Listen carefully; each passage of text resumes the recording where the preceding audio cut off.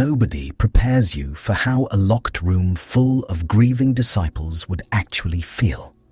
Not holy, not serene. More like being trapped overnight in a storage shed with 11 exhausted men, bad ventilation, and the kind of fear that makes everyone smell sharper. And then, right when the whole room has the emotional stability of a kicked beehive, Mary stands up, clears her throat, and calmly says she heard things from Jesus that they didn't. Hey guys, tonight we begin with the Gospel of Mary. We're stepping into a cramped room after Jesus' death, where the air is stale, the nerves are shredded, and the men who are supposed to lead look like they might cry, argue, or throw up. In the middle of all that grief and sweat, Mary brings the one thing nobody else in the room seems able to produce: composure. So before you get comfortable, take a moment, like the video and subscribe, but only if you genuinely enjoy what I do here. And let me know in the comments where you're tuning in from and what time it is for you. It's always fascinating to see who's joining us from around the world. Now, dim the lights. Maybe turn on a fan for that soft background hum. And let's ease into tonight's journey together. Congratulations, you've just woken up in 1st century Jerusalem. The good news, you are indoors. The bad news, so is everybody else, and nobody has opened a window because they're afraid that windows are basically invitations to be arrested. The room is small enough that every body in it matters. Every elbow matters. Every damp wool sleeve matters.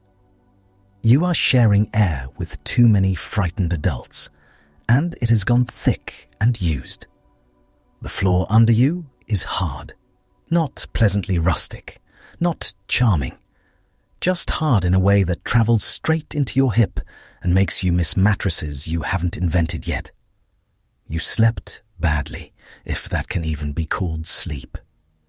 It was more like collapsing near a wall and blinking through a long night while somebody whispered, somebody sniffed, and somebody else kept shifting position, like discomfort might eventually produce a plan. It did not. The lamp is still burning, and it is being rude about it. Oil smoke hangs in the room like it pays rent. It gets in your nose, settles on your tongue, and gives everything a lovely aftertaste of burnt olives and old clay. Your eyes sting. Nobody in here has had what you'd call a refreshing week. Their faces are swollen from crying, or from not sleeping, or from both. Beards have gone wiry. Tunics are wrinkled. Sandals sit by the wall looking as tired as their owners. And the smell. Dear Lord, the smell. Sweat dried into fabric, fresh sweat layered on top of that, lamp smoke, dust, breath, old leather, and the sour tang of fear. Fear has a smell. It is not floral. You look around at the men gathered in this room, and this is not a group projecting confidence. This is not leadership in its crispest form. This is 11 different versions of unraveling. One is staring at the floor like the floor has answers. Another keeps rubbing his hands together until you want to grab them and say, enough. You've already removed the top layer of skin. Someone in the corner is whispering too urgently. Someone else is trying to whisper back and somehow making it more obvious. There is a special kind of panic that develops when nobody wants to be loud, so the fear has to move around in hisses. It makes the whole room feel like a basket of snakes with theology. Every tiny sound feels offensive. A sandal scraping the floor, someone clearing his throat, the creak of wood, the small wet sound of a person trying not to cry and failing anyway. Outside, the city is awake. You can hear muffled feet, distant voices, the life of Jerusalem carrying on with breathtaking disrespect for your personal crisis. Somewhere out there, bread is being sold. Water is being hauled. Somebody is arguing over a goat. In here, the future of the movement currently looks like a support group that forgot to appoint a moderator. No one is emotionally regulated. Not one person. These are not calm, strategic men gathered around a polished table.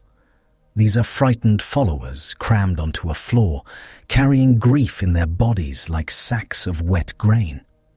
Their shoulders are up around their ears. Their jaws are tight. Every face has that pinched look people get when they are trying to stay brave and instead becoming deeply weird. And over all of it sits the fresh shock of loss. Jesus is gone. However, each man is holding that fact. It is not elegant. It sits in the room like a broken beam. You can feel the absence almost physically. The place where a voice should be. The place where somebody should stand up, tell everyone what happens next, and make this mess feel survivable. But no one does. Peter has the energy of a man trying very hard not to come apart in front of everybody, which, unfortunately, often looks exactly like coming apart in front of everybody, just with more jaw-clenching. He shifts, stops, starts, looks at the others, looks away. Nobody wants to say they are afraid. Everybody is afraid. It is in the room with you, crouched low and breathing through its mouth. And then there is Mary. She does not burst in dramatically, no thunder, no cinematic beam of light. She is simply there, and somehow that is more unsettling. Because she is calm, not cheerful, not detached. Calm in the way a steady hand feels calm when everybody else is dropping plates. Calm in a room where calm has become suspicious, almost rude. You notice it immediately. Of course you do. In a room full of men unraveling like cheap rope, the person sitting still might as well be glowing. Her clothes carry the same dust as everyone else's. She has lived through the same horror, breathed the same stale air, lost the same teacher. This is not the calm of someone who doesn't understand. That would be easier. No. This is the much stranger kind, the calm of someone who has been wrecked and is still somehow standing upright inside herself. She looks at them while they mutter. She waits while someone fumes and someone else despairs. She does not rush to fill every silence with noise. In a room this tense, that restraint feels almost supernatural. You know the type, even now. The one person in a disaster who does not make the disaster bigger. Everyone else is a pot boiling over. She is the lid staying on. And because humans are humans, this immediately creates tension. Some people in the room are relieved by her steadiness. Others are bothered by it. Not openly, not yet, but you can feel it. That tiny shift in group mood when the person holding it together is not the person everybody expected would lead. A few glances slide her way. Quick ones, sideways ones. The kind that say, I see you, and I do not know how I feel about that. The lamp crackles. Someone wipes his face on his sleeve. Another man exhales so hard it sounds almost theatrical, as if grief has turned him into a very tired bellows. Mary clears her throat. It is a small sound. Barely anything. But in this room, it lands like a dropped cup. Heads turn.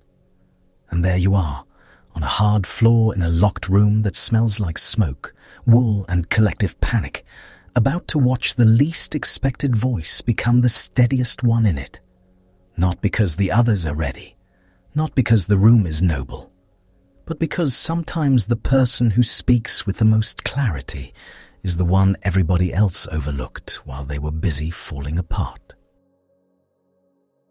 The door is still barred, the lamp is still smoking, and somehow the room gets even more tense. You feel it before anyone speaks. That thick, stale pressure in the air when too many frightened people have been shut together too long. Sweat, lamp oil, old wool and breath that smells like yesterday's bread and grief. The room has the emotional atmosphere of a cellar full of damp grain and one very nervous cat. Nobody knows where to stand anymore, so men keep shifting from wall to wall, then back again, like pacing will eventually produce a plan. Sand grinds under sandals. Somebody bumps a stool and flinches like Rome itself has kicked the door. Another man keeps peering through the crack in the shutter, then jerking back as if sunlight might inform on him. You are not in a room full of brave, composed founders. You are in a room full of people who have cried, argued, and slept in their clothes. Their tunics are wrinkled. Their faces look used. Beards have gone from respectable to alarming. One of them smells aggressively of fish, which under ordinary circumstances might be nostalgic, but in a sealed room becomes a form of spiritual warfare. No one has bathed properly. No one has eaten anything worth naming. Somebody gnaws at a bit of hard bread as if punishing it for existing. Somebody else keeps rubbing his hands over his face, dragging dust and oil around without improving matters. The whole group has the energy of travelers stranded at an inn where the soup is bad and the owner has disappeared with the donkey. They are scared, not in a dramatic, heroic way, not in the handsome way paintings like to suggest later with noble brows and tasteful sorrow. No, this is the ugly kind of fear, the kind that makes your shoulders creep upward and your stomach clench, and every sound in the street seem personally threatening. A footstep outside, and the room freezes. A voice in the alley, and everyone stops breathing. Somewhere nearby, a jar breaks, and for one humiliating moment, half the men look like they might dive under furniture. That is the mood. The teacher is gone. The one person who could walk into a storm, a synagogue, a trap, a graveyard, or a mob, and somehow remain maddeningly himself, is no longer physically in the room, and this has not improved anyone's coping skills. Turns out a movement built around following one astonishing man now has to decide what happens when he is not the one speaking first. And wow, do they not enjoy this assignment? One whispers in a corner with two others, voice tight and fast. You cannot catch every word, but the rhythm tells the story. What now? What if they come? We should leave. No, we should stay. Stay where? Here? Forever? In this room until we die smelling like old lentils and panic? Another man is trying very hard to sound sensible, which would be more convincing if he were not wringing the edge of his cloak like laundry. We need to think. As if nobody has been doing anything else. The problem is not lack of thinking. The problem is too much thinking, badly directed in a room with no air. Every possibility arrives wrapped in disaster. If they go out, they could be seen. If they stay in, they become a pile of increasingly anxious men marinating in their own fear. If they speak publicly, they risk arrest. If they remain silent, then what was all of this for? Nobody says that last part loudly. It hangs there anyway. You can feel it in the glances, in the way people start a sentence and stop halfway through, in the way someone stares at the floor too long, jaw working. They are grieving a death, yes, but they are also grieving certainty. The old routine is gone. No more walking behind him on dusty roads while he handles the Pharisees, the crowds, the miracles, the awkward dinner guests, the demons, the Roman problem, the everything problem. Now the room is full of aftermath. And aftermath is rude. It leaves cups unwashed and feelings unprocessed. It leaves people saying strange things in low voices. It leaves everyone hungry at the wrong time and awake at the wrong hours. It leaves grown men staring into lamp smoke as if it might organize itself into instructions. It does not. The lamp smokes harder. You watch the flame bend and spit in the dish, making the whole room smell faintly singed.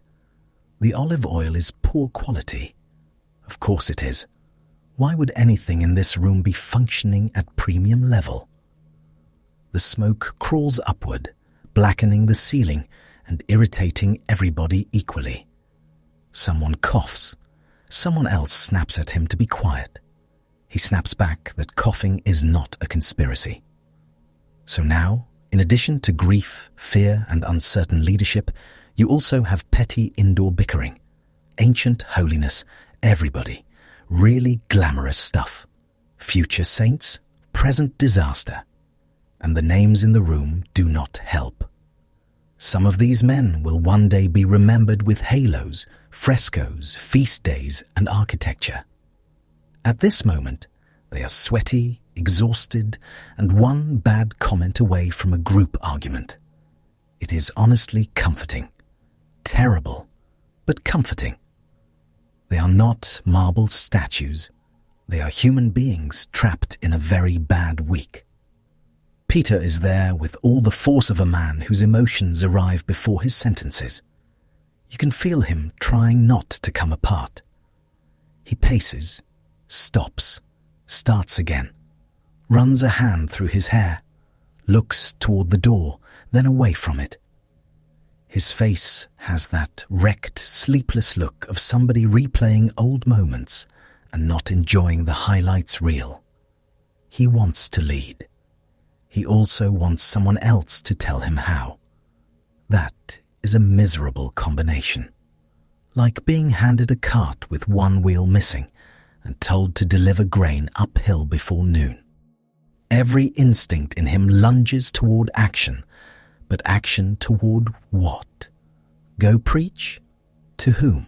In the streets filled with people who recently watched an execution and may be in no mood for theological surprises. His mouth opens, closes again. Across the room, another disciple is whispering that they should leave the city before nightfall. No. Before noon. No. Immediately. No. Wait until dark. Excellent. A full committee of panic, producing options nobody trusts. The plan keeps changing every 6 heartbeats. You know this kind of room. Everybody is talking around the real fear because naming it makes it bigger. So instead they discuss routes, doors, rumors, food, guards, whether anyone saw them, whether the servant at the gate seemed suspicious, whether that suspiciousness was political or merely because everyone in Jerusalem is tired.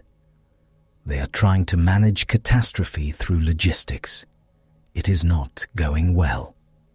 One man mutters that they should be praying. Another mutters that they have been praying. That lands with all the grace of a dropped plate. The silence afterward is thick and ugly. You can almost hear everyone deciding whether to take offense or pretend they didn't hear it. In the corner, a knee bounces. Near the wall, someone picks at a splinter in the wood, with the concentration of a man trying not to cry in the public. And now we arrive at the part nobody likes. Without him in the room, old habits start showing. Who speaks first? Who gets deferred to? Whose memory counts? Who was closest?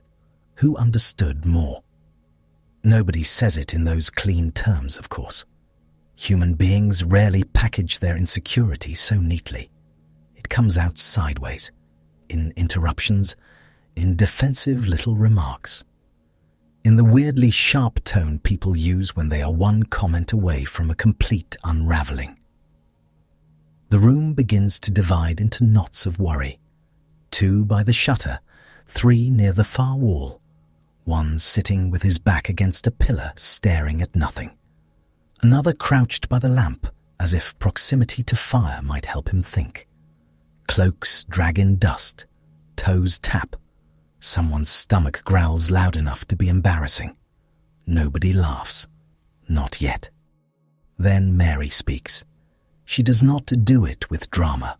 No throat-clearing performance. No raised hands. No storming into the center of the room like a theater actor who has mistaken grief for a stage cue. She simply speaks in a voice that is steady enough to interrupt panic by existing. And the room notices. That is the first remarkable thing. Not thunder, not spectacle, just steadiness. In a room where everyone else feels like an untied bundle about to spill across the floor, she sounds tied together. Not unhurt, not untouched, just not scattered. You turn toward her almost with relief. She has been there the whole time, but now the room shifts around her. You see the dust on the hem of her garment, the strain around her eyes. The signs of mourning are still on her too. She is not floating 6 inches above the floor with magical serenity and freshly conditioned hair. She has suffered. She has wept. She has done the hard walking of grief with the rest of them. But she is not letting fear run the meeting. That alone makes her dangerous. "Brothers," she says, and even that lands differently than the muttering has. It is not sharp, it is not pleading.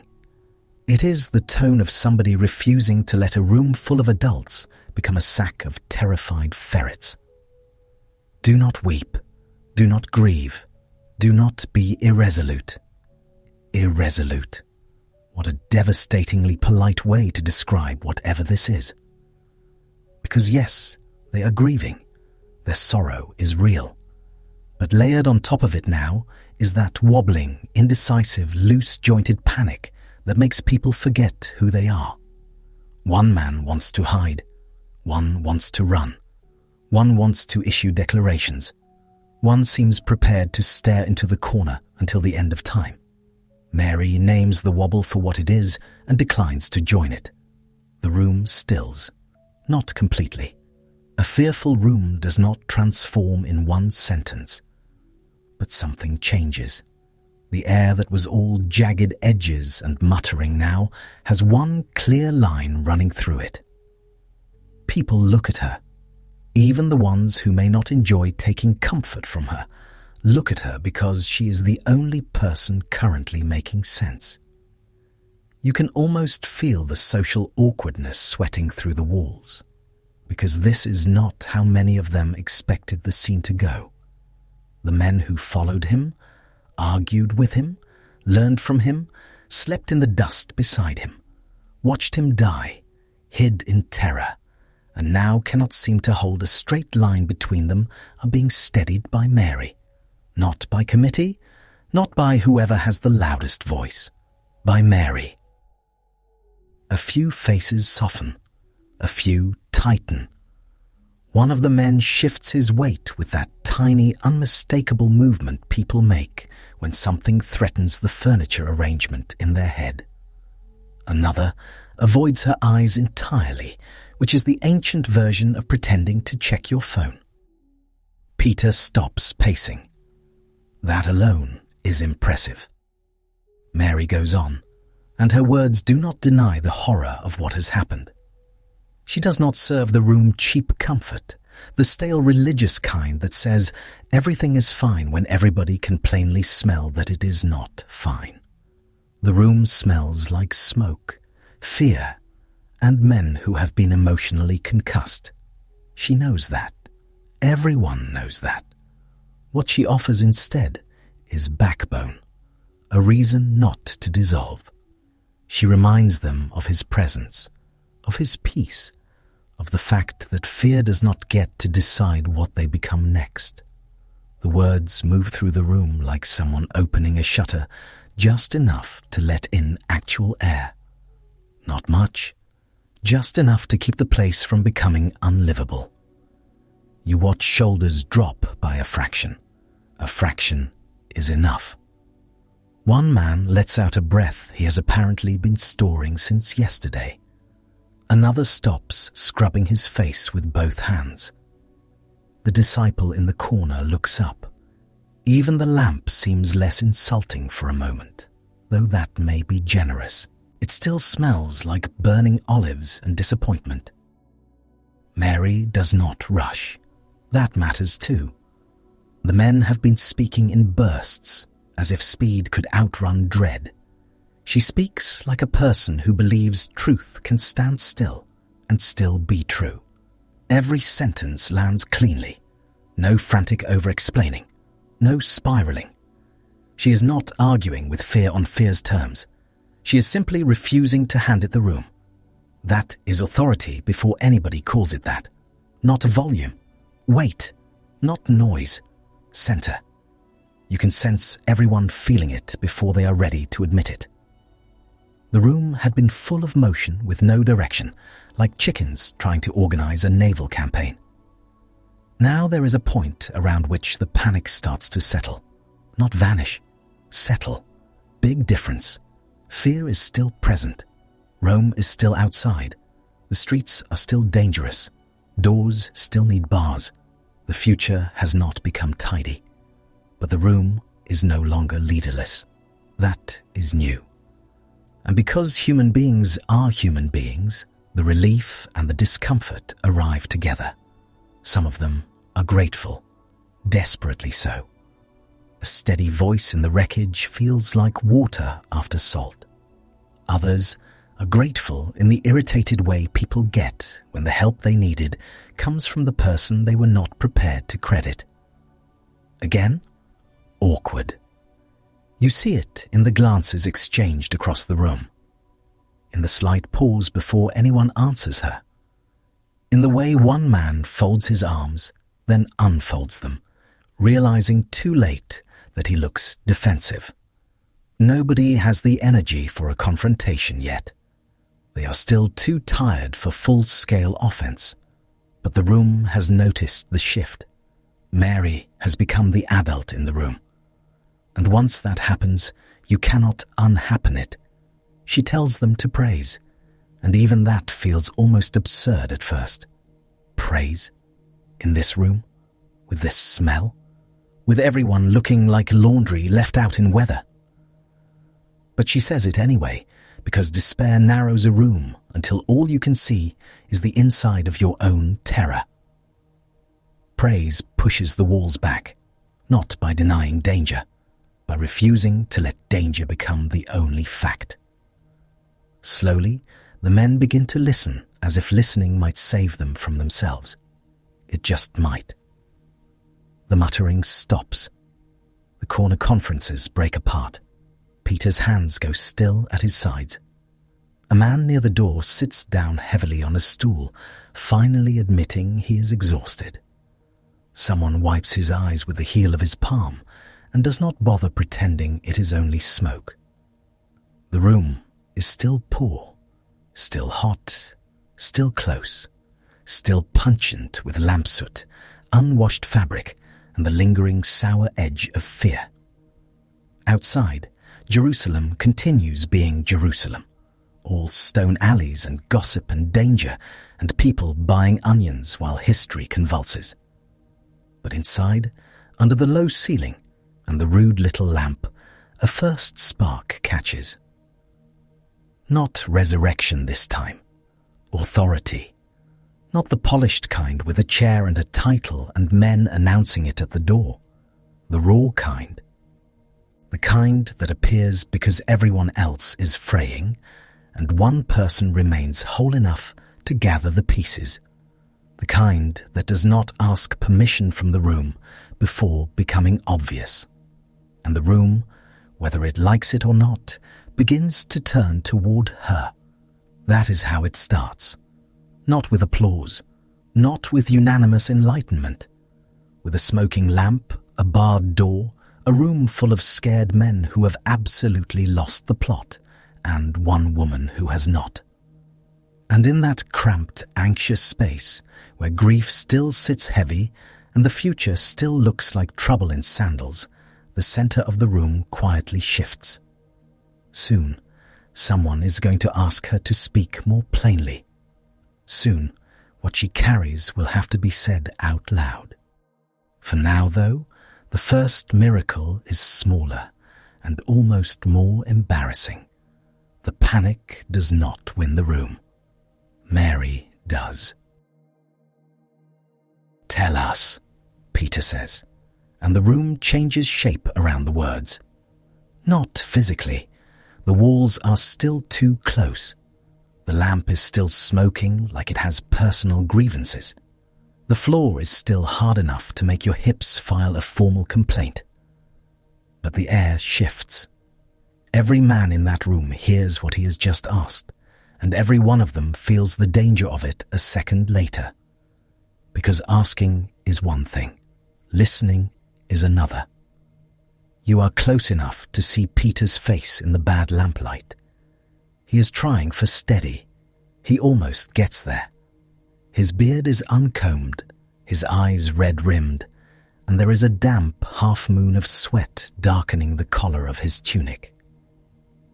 He speaks to Mary with the careful voice people use when they want something and do not enjoy needing to want it. "Sister," he says, and the word lands with a little extra weight. Not affectionate weight, diplomatic weight. The kind that says, let us all behave like adults for 5 breaths if possible. He leans forward on his knees. The room watches him do it. "We know the Saviour loved you differently from the other women." He swallows. "Tell us the words he told you, the ones you remember, the ones hidden from us." Hidden from us. There it is, the sour little pebble in the bread. You can feel it move through the room. Not outrage exactly. Not yet. But a twitch, a glance. Somebody shifts his foot against the floor. Someone else exhales through his nose in that particular masculine way that means his feelings are doing push-ups, and he would prefer nobody notice. The men asked. They did. But they asked the way a person might open a chest expecting linens and find gold inside. Suddenly, everyone is very interested and slightly offended. Mary does not rush. This alone is almost unbearable. If it were you, you might babble. You might clear your throat 6 times, over-explain, apologize for existing in the direction of the revelation, maybe add some verbal padding so nobody feels weird. Mary does none of that. She sits in the stillness for a breath, then another, and lets the request settle exactly where it landed. Her calm is almost rude. You watch her hands first. They are folded in her lap, work-worn and steady, the fingers relaxed instead of clenched. No dramatic gestures, no theatrical gasping. She does not rise as though mounting a stage because there is no stage. There is a cramped room, a tired gathering, a lamp that smells like burnt olives, and a bunch of men trying not to unravel in public. And in the middle of them, Mary lifts her head. That is all. But somehow it feels like thunder. She looks at Peter, then beyond him, letting her gaze rest on the others one by one. James, jaw tight. Andrew, already skeptical in the way certain men manage before anything has happened, which is honestly a skill set. Levi, attentive. Others crowded behind and beside them, knees drawn up, shoulders hunched, faces greasy with sweat and old grief. They smell like dust, stress, and several poor decisions. Nobody interrupts. Mary's voice, when it comes, is low and plain. No flourish, no behold, no verbal drumroll. She speaks the way a person speaks who does not need to prove she was in the room. "I saw the Lord in a vision," she says. Just that. And somehow the sentence opens under your feet. The lamp crackles. Outside, somewhere beyond the shut door, a dog lets out one irritated bark and then thinks better of continuing. Inside, every eye fixes on her. Not because she raised her voice, because she didn't. A quiet voice in a frightened room can hit harder than shouting. It makes everybody lean in. It makes resistance look noisy before it even starts. Mary keeps going. I said to him, "Lord, I see you today in a vision." The words are simple. The room is not. You can almost hear what the men were expecting. Practical instructions, maybe. A route out of the city. Names. Meeting places. Who to trust. Which relative has a spare room and a tolerable roof. Something in the useful category. Something men in a panic can organize into tasks. But Mary has not brought them travel plans. She has brought them a conversation, and not one they got to hear. That fact sits in the room like a second lamp, hotter than the first. She speaks as one remembering, not improvising. That matters. You can tell the difference. Improvising has a little scramble in it. The verbal equivalent of rummaging through a bag for something you swear was just there. This has none of that. The memory is close to her.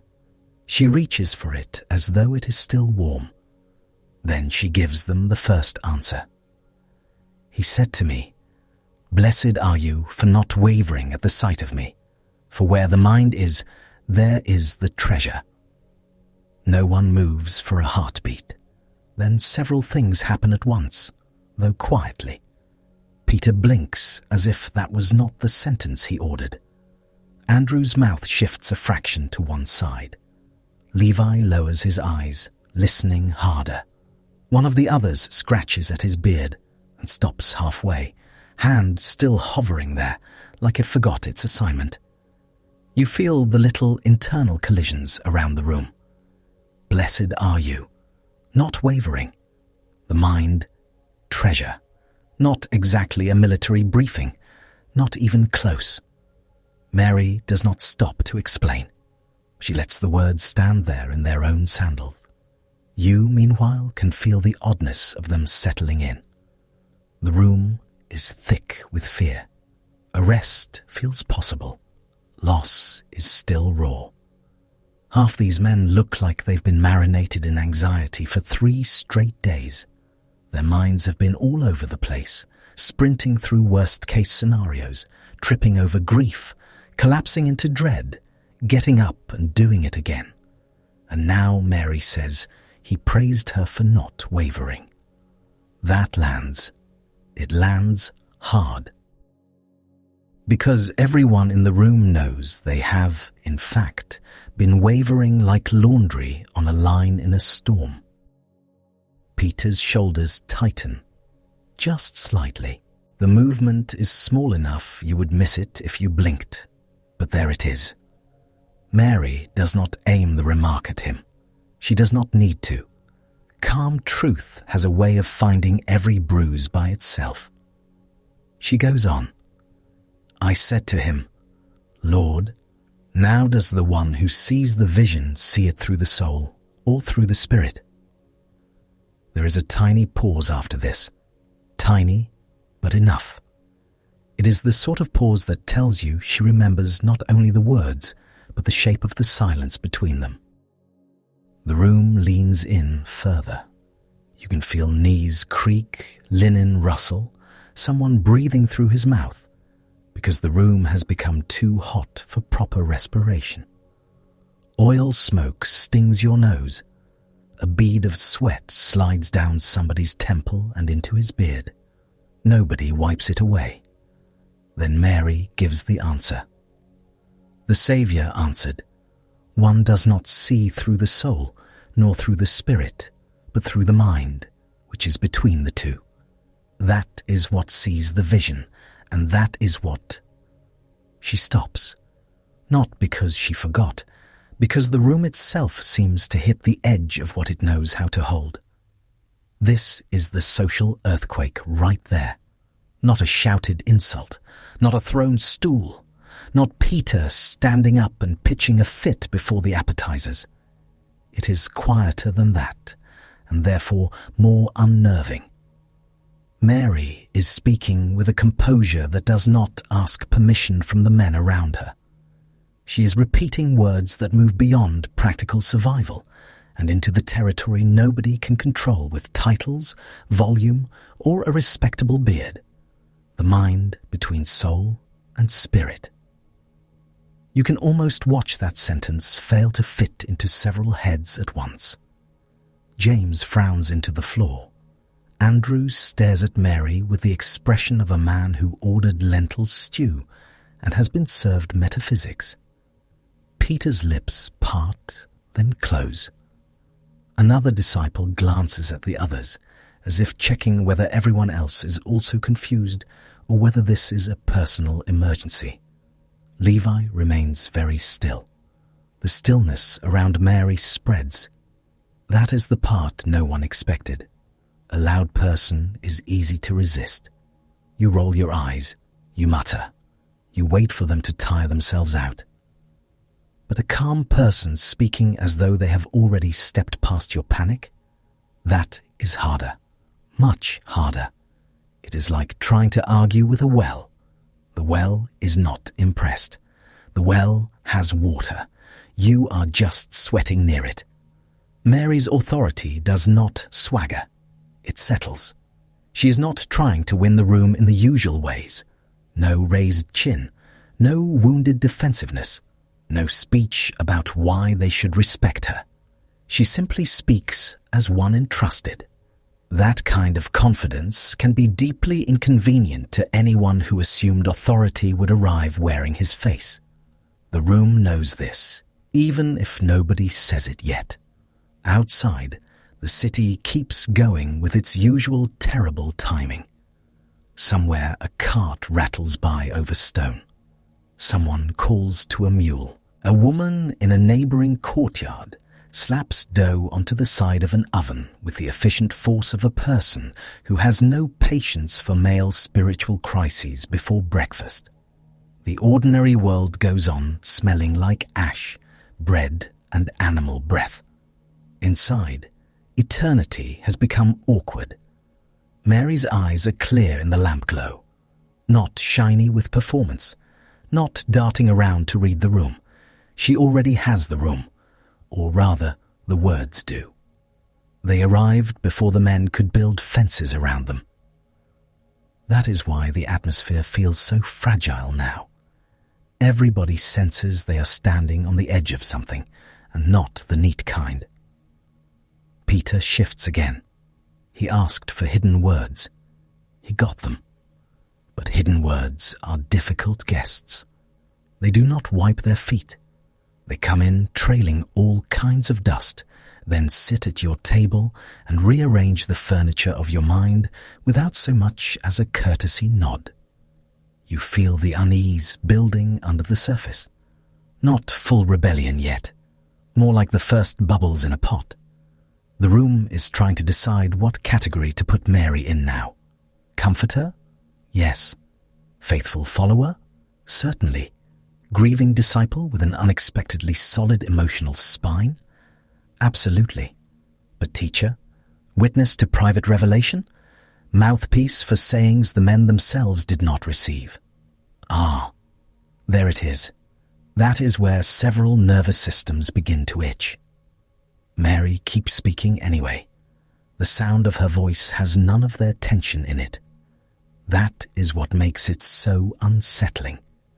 She is not operating from the room's panic. She is not borrowing legitimacy from their approval. She talks the way a person talks who has already been somewhere inward they have not. Once you sense that, the social ladder starts wobbling like a cheap stool. And nobody in this room likes cheap stools. You can feel old assumptions loosening grain by grain. About who gets to speak. About who gets private teaching.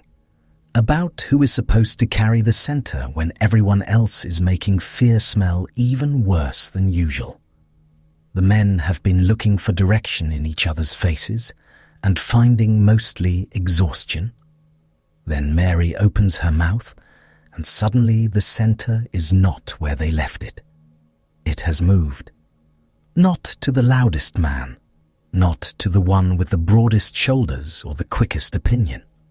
to the woman speaking quietly in a room full of people who did not plan for this. She describes the exchange without drama, and that very lack of drama sharpens everything. If she were boastful, they could dismiss her. If she were shaky, they could patronize her. If she were vague, they could wave it off like grief fog. But she is none of those things. She is precise, composed, and unnervingly at home in the memory. It is almost unfair. You watch Peter watching her. That matters too. There is strain in him now, yes, but also attention. He has not shut her down. Not yet. Whatever else is happening behind his eyes, he asked, and she answered. And for this moment, he is still listening. The whole room is.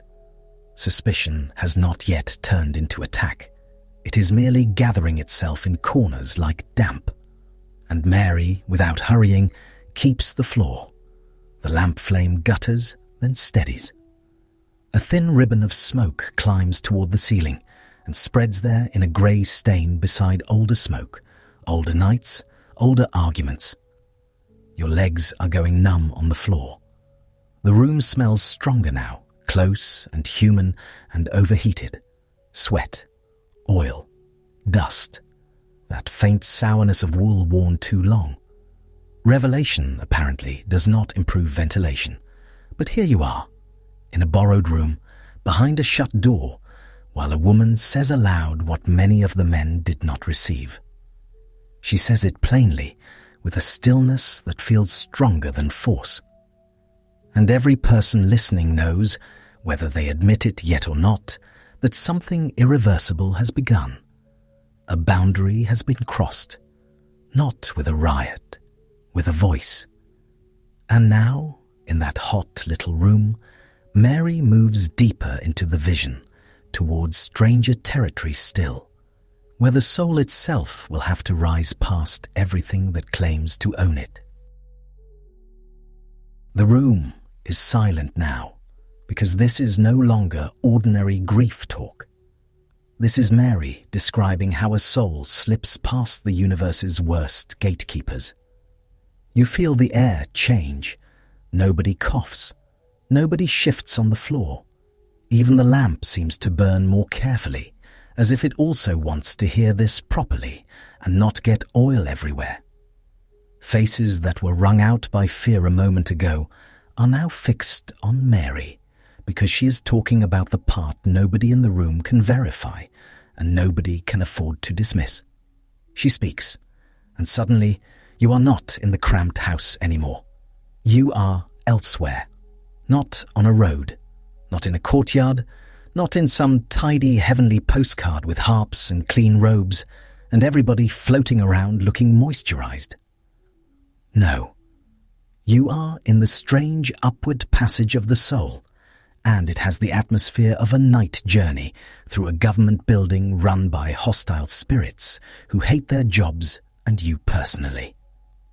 The soul rises, not dramatically at first, more like the awful disorienting moment after waking from fever, when you are not sure where your body ends and the air begins. One moment there is weight, grief, pain, dust in your mouth. The next there is movement, upward, away. The ground that held you loosens its grip like an irritated landlord, realizing the lease has expired. You leave behind the heavy things, the ache in your knees, the tightness in your chest, the daily nonsense of hunger, sweat, bruises, and trying to sleep while somebody nearby snores like a dying donkey. All of that starts to fall away. But freedom does not arrive with a fruit tray and a kind smile. Of course not. First, there are checkpoints. Naturally, the ascent feels narrow, tense, and watched. The air has no wind in it, but you still feel pressure, as though unseen doors are sliding shut just ahead of you. You keep moving. Around you is a darkness that is not empty. It has texture, thick, clinging, almost oily, like soot mixed with wet wool and old cellar damp. It wants to coat you. Then the first power appears. Darkness, not mere absence of light. This thing is active, personal. It looms in front of the rising soul like a customs officer made entirely of midnight and resentment. You cannot see a proper face, only the impression of one, shifting and stern, with edges that blur and gather again. It blocks the way with the confidence of something that has stopped travelers before. It asks why you are climbing, not politely, more in the tone of a man demanding to know why you are in a restricted area when he has already decided your sandals look suspicious. The question hangs there with that unpleasant little flavor of accusation. Who do you think you are? Where exactly do you think you're going? Why are you not staying where fear put you? You can feel what darkness wants. It wants confusion, hesitation, that tiny inward collapse where you begin apologizing for existing. It wants you to remember every night you felt trapped, every hour you thought the world above you was sealed shut. It wants you small, manageable, bent. Darkness is banking on old habits, but the soul does not bow. Mary gives the answer with a calmness that is almost insulting. Why do you judge me, since I have not judged? Why do you bind me, since I have not bound? I was recognized. That is the hinge. Recognized. Known for what you are beyond the grime and panic and borrowed chains. And darkness cannot hold what has been recognized. You feel it loosen, not because darkness suddenly becomes nice. It absolutely does not. It recoils the way mold recoils from fresh air, reluctantly and with an attitude.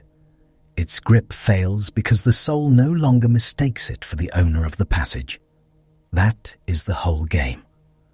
Darkness survives by bluff. It stands there in a huge black cloak, hoping nobody notices it has no actual deed to the property. So you pass. The first barrier slips behind you with all the grace of a bureaucrat forced to stamp papers he hates. No farewell, no blessing, just the sour silence of a bully denied satisfaction. But the ascent is not over yet. The next region feels different at once. Less cold, more sticky. The darkness was all pressure and dread. This is warmth gone wrong. The air here clings to you like steam in a bathhouse that has not been cleaned in several administrations. Sweetness hangs in it, but rotten sweetness. Crushed fruit left too long. Perfume over sweat. Honey spilled on old wood with flies already interested. Desire steps forward. And desire is a lot. Not elegant temptation. Not poetry. More like every appetite you ever had showing up overdressed and overconfident, waving old receipts in your face. The power of desire glitters, shifts, promises, pouts. It is never satisfied and cannot imagine why anyone else would be either. It looks at the soul with that predatory little smile of something convinced it has leverage. It says, I did not see you descending, but now I see you rising. The complaint is petty and weirdly possessive. Excuse me, where were you going without checking in with me first? Classic control behavior. The cosmic version of a bad ex standing in a doorway. Desire claims a right to you. It starts naming things.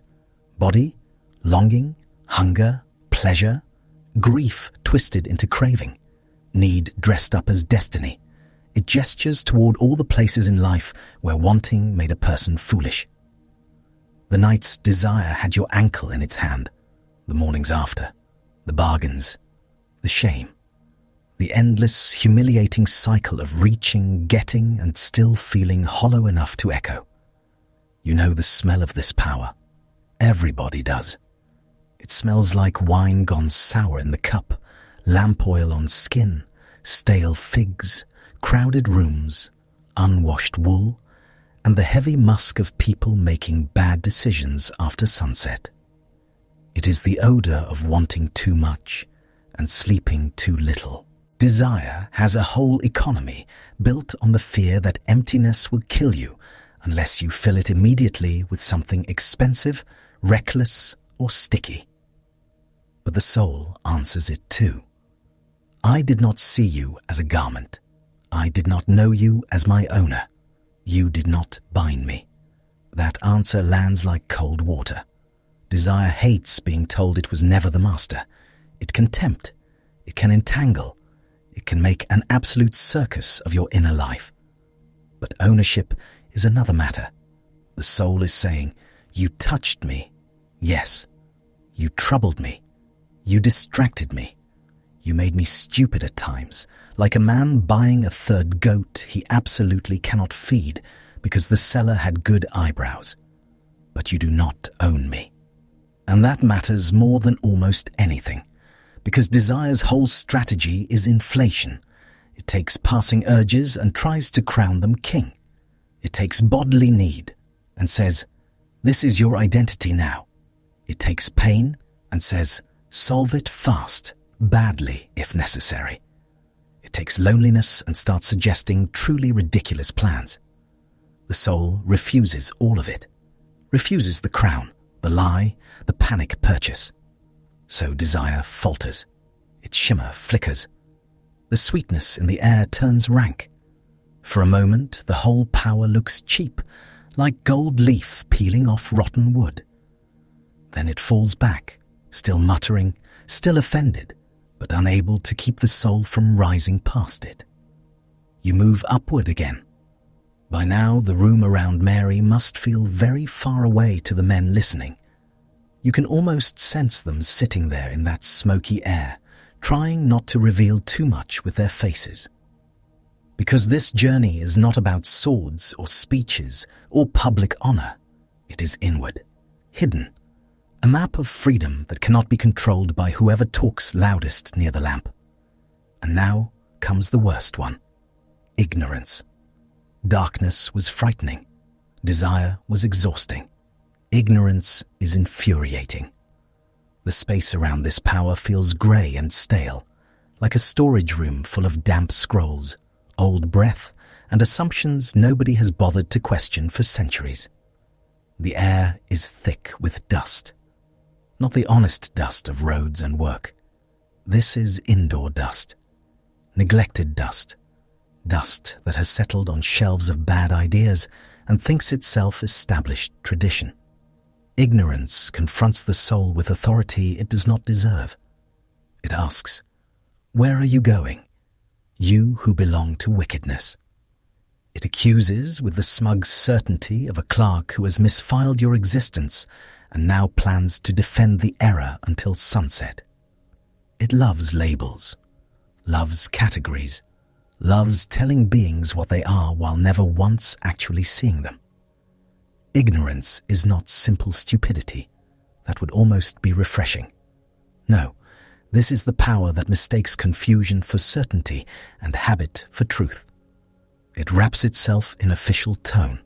It stamps nonsense. It squints at mystery and says, impossible, because it was not consulted. It is the reason people cling to cages they hate, simply because the cage has been there a long time. You can feel its pull. Ignorance wants the soul to accept the wrong name. Wicked, bound, inferior, property. It wants agreement, a signature, a nod. Just admit you are what the lower powers said you were, and this can all be processed quickly, very efficient, very deadening. But the soul will not sign. Why do you judge me, though I have not judged? I was bound, though I have not bound. All things are being dissolved, both those of earth and those of heaven. That answer does not argue on ignorance's terms. It steps above them. It is like watching someone refuse to debate with a drunk magistrate covered in lentil soup. Why waste your voice? The soul is not trying to win approval from ignorance. It is naming the larger truth. Everything these powers strutted around calling permanent is already coming apart. the categories, the boasts, the little fences, the ancient furniture of domination, all of it is dissolving, and ignorance cannot bear that. Dust swirls. Its grey authority starts to shred at the edges. The shelves collapse. The labels lose their glue. The whole stale room of false certainty begins to look less like a fortress and more like a neglected archive one spark away from disaster. The soul goes on, but Mary is not done. There are more powers, more layers, more petty cosmic middle managers with clipboards made of fear. As the soul rises, the forces come in their ugly cluster, each one carrying a version of the same demand. Stay where we put you. One bears wrath, all heat and clenched teeth, like an overseer already angry before work has even started. Another bears envy, thin-faced and sharp-eyed, the sort of spirit that would resent a fig tree for having figs. Another carries the dead heaviness of fleshly wisdom, all low ceilings and practical despair, forever insisting that what can be weighed is all that matters. They crowd the way. It feels like trying to leave a city at night, while every gate captain has suddenly decided your paperwork is incomplete. Lamps smoke. Voices overlap. Somebody is offended by your tone. Somebody else wants a bribe, except the bribe is your surrender.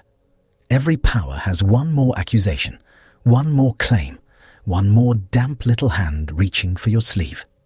You are this, they say. You belong below, they say. You came from us, they say. It is relentless. And that is what makes this vision feel so intimate. These are not giant monsters swinging clubs. That would almost be easier. No, these are the grinding little forces. The voice that says, you are only your appetite. The voice that says, you are only your fear. The voice that says, your worst day named you permanently. The voice that says, your body is a cage. Your past is a contract. Your shame is a brand burned into the soul forever. Cosmic bullies. Petty, repetitive, exhausting. The kind that win by wearing you down. But the soul has learned something on the way up. It no longer argues from panic. It answers from freedom. Not flashy freedom either. Quiet freedom. The kind that does not need to scream because it already knows the exit is real. So the soul keeps replying. I am not yours. I was not made for your custody. What bound me does not define me. What touched me did not create me. What accused me does not name me. Each refusal is simple. That is what makes it so strong. No long speech, no theatrical flourish, just one denial after another, like shutting windows against a storm that has lost half its force. The powers keep trying to make the soul introduce itself in the old terms. The soul declines every single time. You can feel the upward motion continue. Past heat, past accusation, past the stale bureaucracy of lesser rulers, past all the sticky, gloomy, swaggering things that fattened themselves on human confusion. With each level, the air changes. It grows clearer, lighter, less crowded, like climbing out of a cellar where everybody was arguing over mouldy bread and discovering, to your utter relief, that weather still exists. The soul begins to breathe differently, not with lungs, with being. That is the best way to say it. There is room now, space. The awful compression of fear and wanting and not knowing starts to release. You had forgotten how much force it took just to keep carrying those lower voices. The noise fades beneath you. Then comes the resting place. Mary speaks of rest, and the word lands in the room like water poured into a cracked cup. Rest. After all that struggle, after darkness questioning you, desire pawing at you, ignorance misnaming you, and the whole parade of lesser powers doing their absolute best to keep you in the basement. At last, there is rest. You feel what that means. Not inactivity, not blankness, not being erased into some cold religious spreadsheet. Rest as a rival. Rest as no longer having to defend your soul against false owners every 5 minutes. Rest as laying down burdens you had almost mistaken for bones. Rest as finally reaching a place where nobody is trying to invoice you for your own existence. The stillness there is clean. No rancid sweetness, no smoke, no sour breath of accusation, no dust from ancient bad ideas. The pressure is gone. The soul is no longer being handled. No more grabbing hands, no more suspicious gatekeepers, no more cosmic desk clerks peering at you over stacks of nonsense. Just release. And in the room where Mary is speaking, that promise must hit like rain on dry ground. Because think of the people listening. Men with frightened hearts. Men whose grief has made them raw and unreasonable. Men who keep looking toward doors as if soldiers might burst through at any moment. Men carrying shame for how they ran, what they denied, what they failed to understand. Their inner lives are not exactly a spa at this point, and Mary is describing a way beyond the powers that feed on all of that. Beyond fear, beyond craving, beyond the stupid old voices that call you what you were in your worst hour. No wonder the room is still. You can almost hear the lamp hiss. A little bead of oil pops in the flame. Someone swallows. Someone else stares hard at the floor because looking directly at Mary now might reveal too much. This is not a teaching you can keep tidy. It gets into the joints. It names enemies people carry inside themselves every day. The vision keeps glowing in the dark of the room, not with bright colors and heavenly trumpets. It glows the way an exit glows at the end of a suffocating corridor. Small, clear, real. Mary has not given them a spectacle. She has given them a route, a way of understanding the soul as something that can rise, answer, refuse, and pass through. That is both comforting and deeply inconvenient. Because once you hear that the powers are not ultimate, a lot of ordinary intimidation starts to look shabby. Fear loses some glamour. Desire loses some authority. Ignorance starts sounding like a loud man in borrowed robes. The whole lower order becomes less impressive once you have heard that the soul can simply keep moving. And keep moving it does. Upward beyond the clutching layers. Upward beyond every old name that was nailed onto it by force, shame, appetite, terror, or habit. Upward until the powers below are just noise underfoot. Mary's voice stays steady through all of this. No dramatic gasping. No performance. That may be the strangest part. She speaks of this wild ascent with the calm of someone describing a road she trusts. No flourish, no panic, just certainty, which is far more unnerving than volume. You sit in that silence with everyone else. The room smells of smoke, wool, stale sweat, and lamp oil. Dawn has probably moved a little farther outside, though nobody is checking. The walls are still close. The floor is still hard. Their troubles have not vanished. Rome is still Rome. Grief is still grief. Hunger will return by midday like a tax collector with excellent timing. But for a moment, another map has been laid over the world. On that map, the soul is not trapped forever in the lower machinery. It is not owned by darkness, not leased by desire, not correctly identified by ignorance, and not detained by wrath or envy or any other sneering little force with a clipboard. It can answer, it can refuse, it can ascend. And now we arrive at the part nobody talks about. Once Mary finishes speaking, the silence she leaves behind is not peaceful exactly. More like the silence after someone opens a shutter in a room full of people who preferred the dimness because it let them avoid eye contact. Nothing has exploded. Not yet. But the air is sharper now, and some of the men are already beginning to bristle in ways they will regret almost immediately. Of course, peace in this room lasts about 3 minutes before someone's pride starts twitching. You feel it before anyone speaks. The air changes, not dramatically. No thunder, no lamp exploding in divine protest.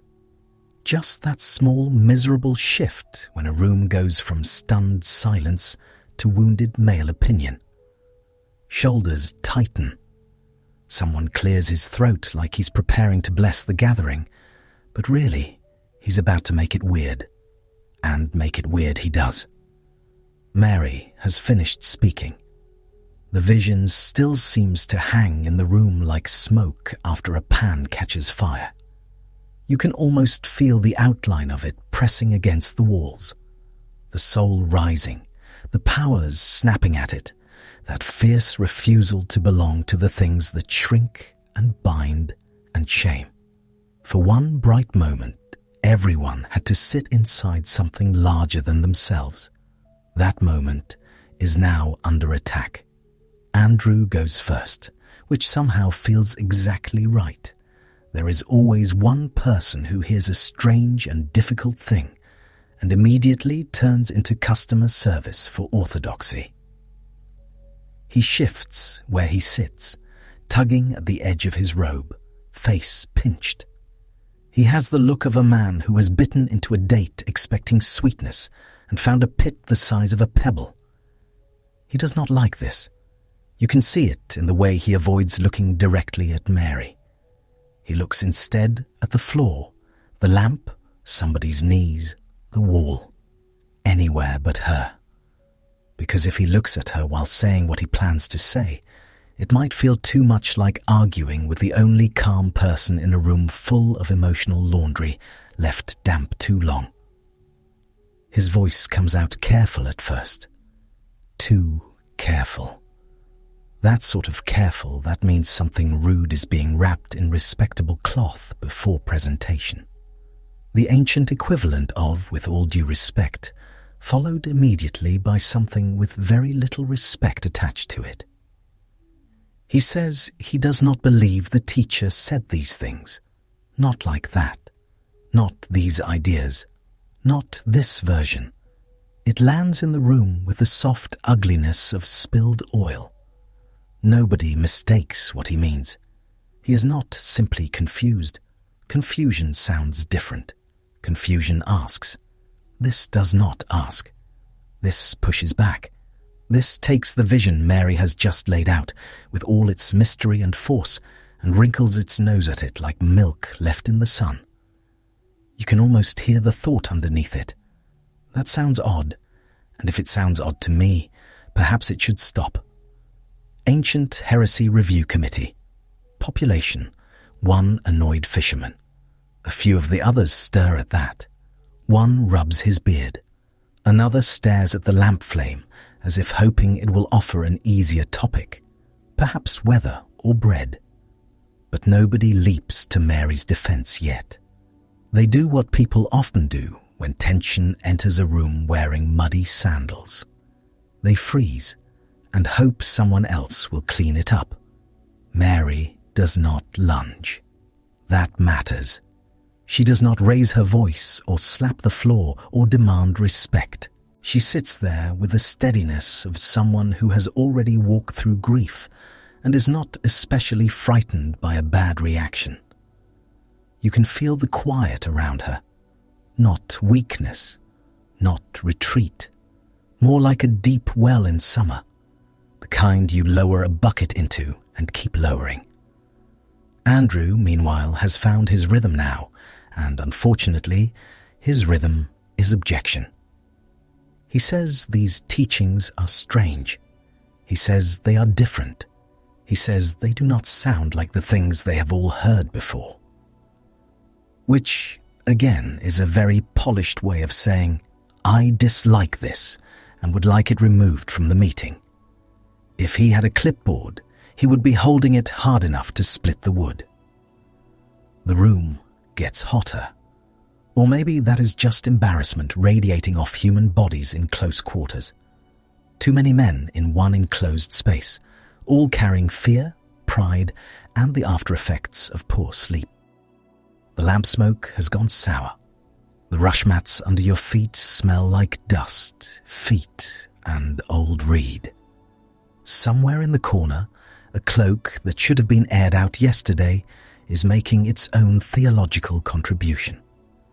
And then Peter decides Andrew has not made things uncomfortable enough. Peter does not come in sideways. Peter almost never does. He is not built for subtlety. His emotions arrive the way storms do over water. You see them coming, and by the time you have gathered your laundry, it is already too late. He leans forward, jaw hard, eyes hot with that dangerous mixture of hurt and authority. Now the room really stills, because Andrew challenged the teaching. Peter challenges Mary. You watch his face tighten around the question forming there, and it is ugly before he even says it. Not ugly because it is loud. Ugly because it is familiar. It has survived in rooms for centuries. The old rank smell of threatened authority, sweat, dust, and insecurity in a beard. Would the teacher really have spoken privately to a woman rather than openly to them? There it is. No trumpet, no subtle metaphor, just the thing itself laid on the floor between everyone like a dead rat at dinner. He cannot quite absorb that Mary might have received something he did not, that she might have seen more, understood more, or simply been entrusted with something not handed to him. The problem to Peter is not only the content, it is the source. You can feel the sting of it in your own ribs, because he is not merely doubting a report, he is ranking a person. He is looking at Mary's composure, her clarity, her refusal to wobble, and finding it intolerable. Not because it is false, because it did not come through him. Because the room, for a moment, tilted in her direction, and he hates the sensation of the furniture moving. He pushes further. Would the teacher have preferred her to them? That line lands hard. Not because it is reasonable, it is not. It sounds like a sulking older brother finding out someone else got asked to carry the important package. But wounded pride always tries to dress itself as principle. Peter's hurt has put on official sandals and is stomping around as though this were a matter of proper order rather than his ego being thoroughly stepped on. The others are trapped now.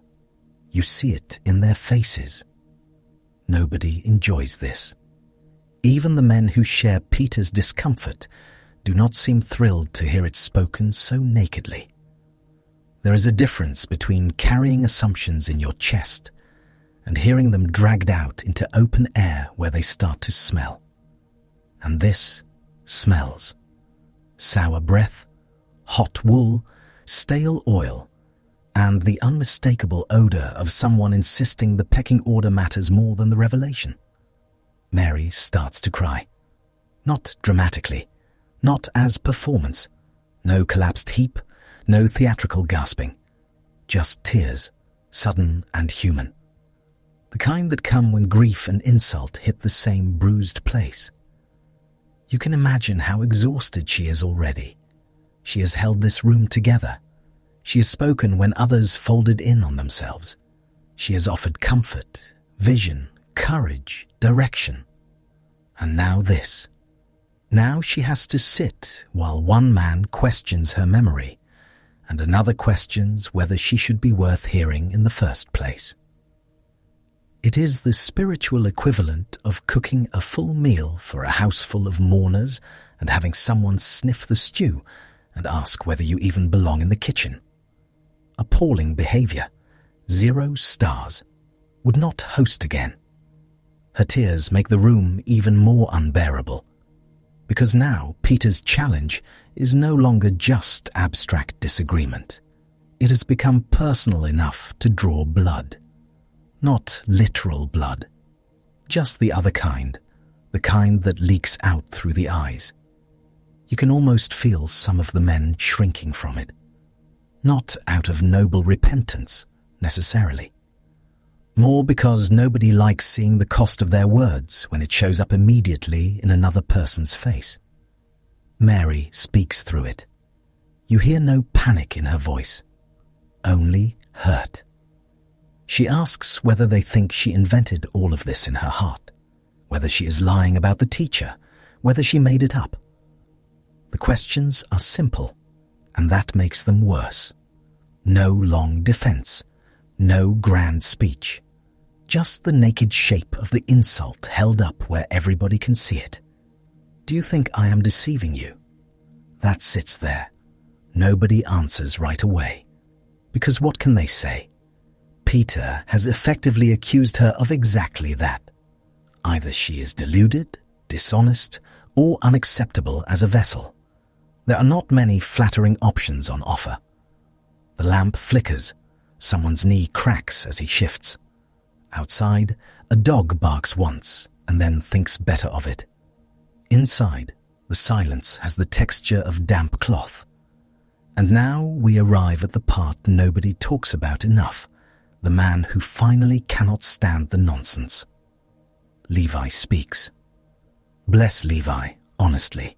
He has apparently spent this whole miserable exchange listening to Peter work himself into a righteous little froth. And at some point, his soul simply clocks out of patience. When he opens his mouth, the relief in the room is almost physical. Like somebody finally unlatching a window in a house full of smoke. His words cut clean. He does not spend 10 minutes warming up. He does not perform a careful introductory paragraph. He goes straight for Peter, and you can practically hear the slap without a hand ever being raised. He tells him that he is always angry, always, which is such a devastatingly ordinary criticism. Not, you are mistaken in your theological emphasis. No, you are just like this. You, sir, are exhausting, and everybody in that room knows it. You can feel the humiliation flash across Peter's face, because plenty of insults can be waved away, but being called predictably combative in front of people who have absolutely noticed, that stings. Levi has taken Peter's grand objection and translated it into plain speech. There he goes again, picking fights. Then Levi goes further. He says Peter is treating Mary like an adversary, an enemy, not a sister in grief, not a companion in the same shattered little movement, not someone they all know, an enemy.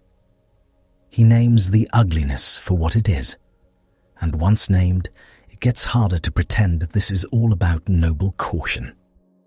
The room starts to rebalance, only slightly, but you feel it. That strange social shift when someone has finally said the thing everyone was skirting around. Peter's objection had sucked all the oxygen into itself. Levi punctures it. Suddenly the air can move again. Even the lamp seems less offended. Levi is not finished. He reminds them that if the teacher made Mary worthy, who exactly is Peter to reject her? It is such a brutal little sentence. So simple. So impossible to wriggle out of without looking ridiculous. If she was known and chosen and loved, then Peter's opinion is not the final court of appeal. He may hate that. He may sweat through 3 layers of wool about it. It changes nothing. You almost want to hand Levi a fan and a fresh cup of water. He has earned both. He says the teacher knew her well, better than they did. Better than Peter, certainly, in this moment of emotional overcooking. That is why he loved her more.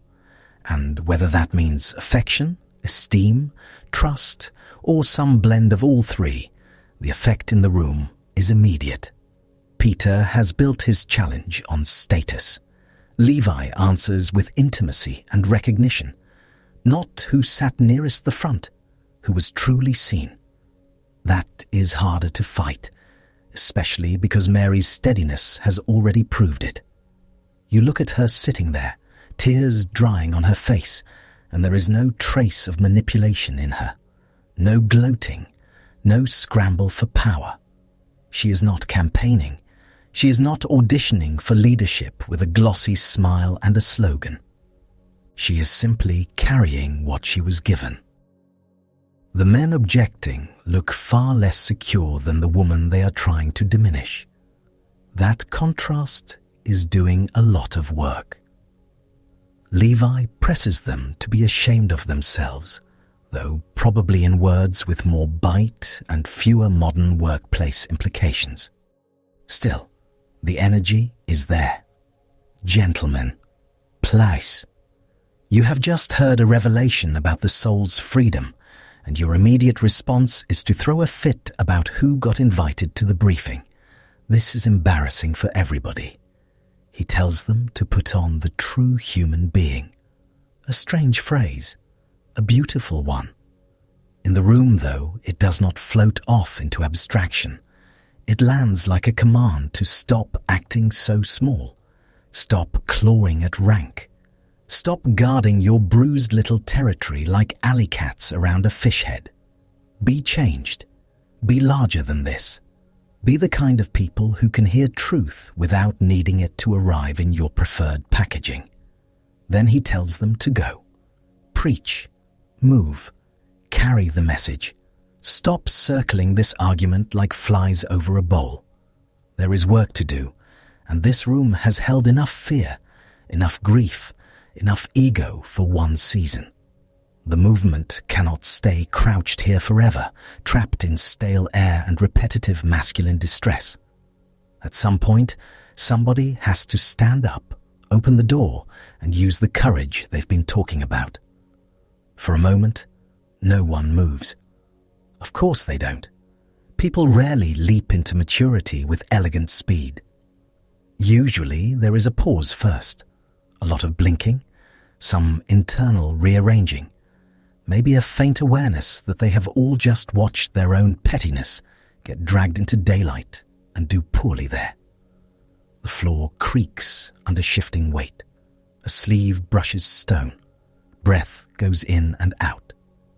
Mary is still there. That matters too. She is not erased by the challenge, not shouted down into nothing, not escorted out by committee.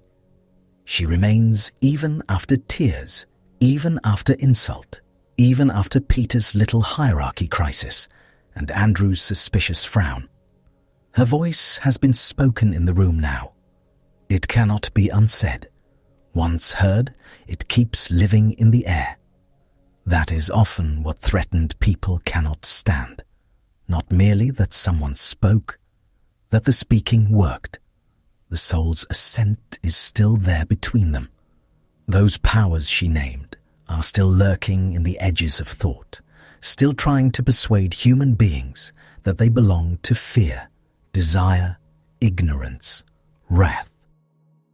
And now, absurdly, you have watched one of those powers stroll right into the room wearing apostolic facial hair.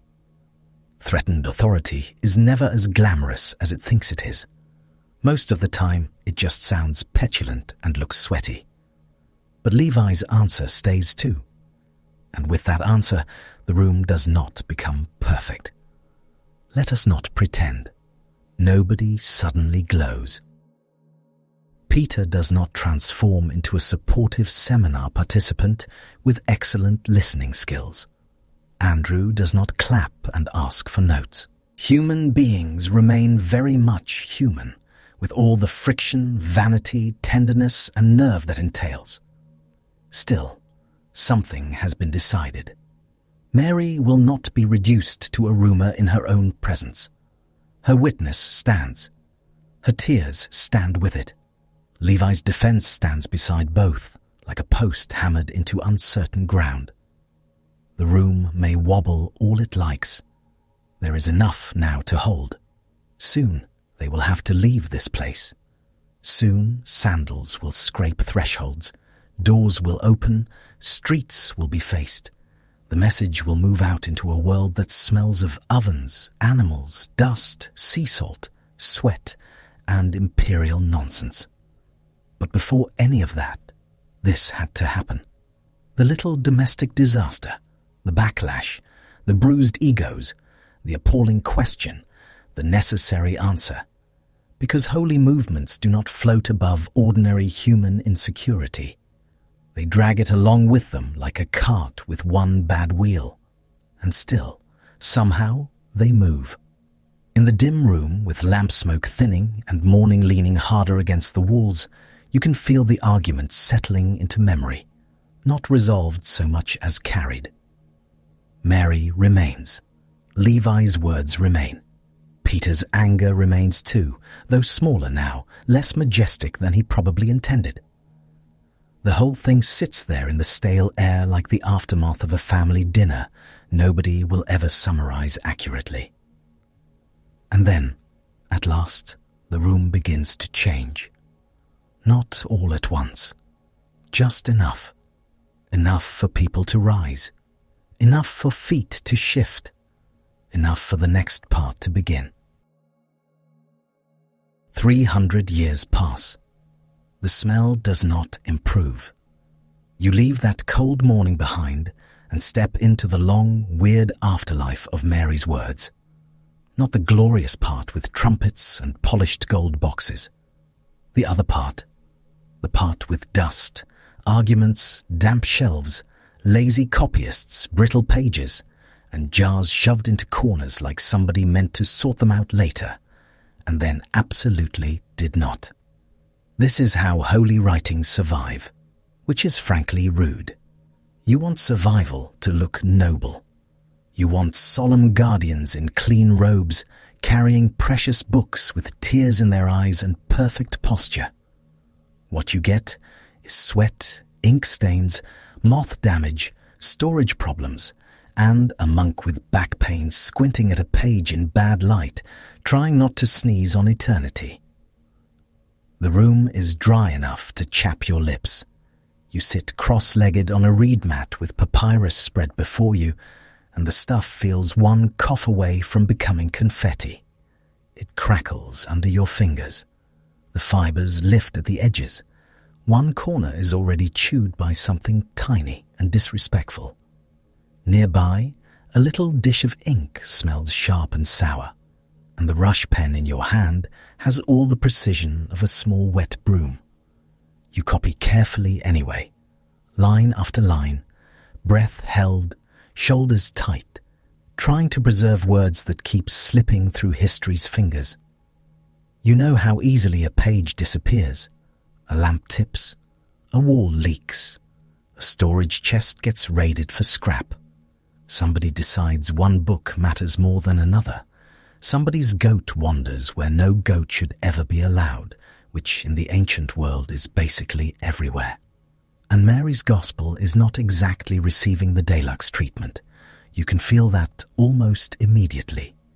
It is not the roomy favorite on the shelf. It is not the honored guest at the doctrinal dinner party.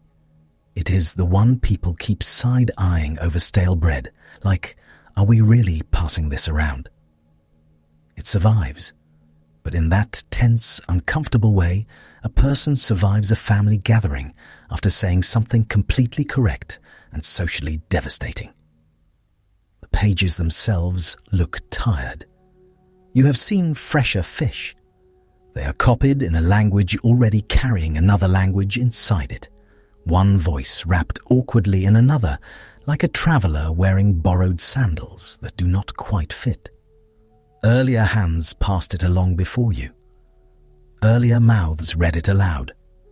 Earlier ears heard Mary speak again in cramped rooms, where the lamp smoke climbed and the listeners shifted on hard floors. And now pieces are missing.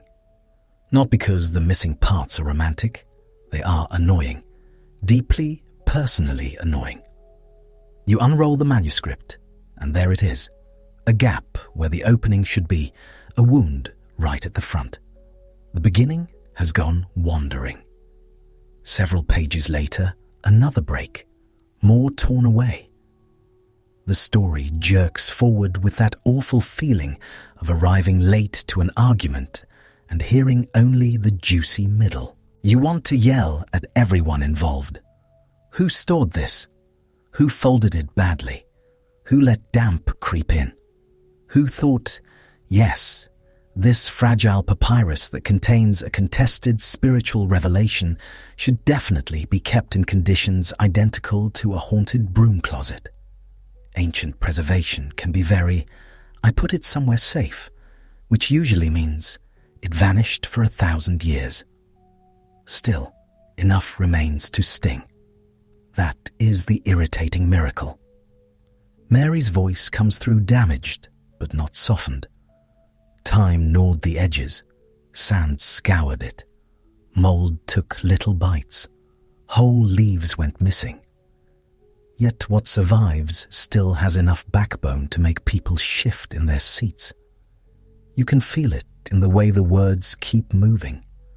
The fear in the room, Mary's calm, the soul refusing the powers that try to claim it, Peter getting hot under the collar, Levi basically saying, with admirable restraint, please stop embarrassing yourselves. Even in fragments, it still has elbows. Centuries keep sliding past. Empires come in with polished boots and leave with broken teeth. Cities rise, crack, get looted, get rebuilt, change names, and smell broadly similar the whole time. Churches grow, bishops argue, councils gather. People write long, furious letters to each other with the unmistakable energy of men who have not slept and absolutely love being right. Somewhere in all of that racket, Mary's gospel keeps passing from hand to hand in smaller circles, not center stage, more like backstage, wrapped in cloth.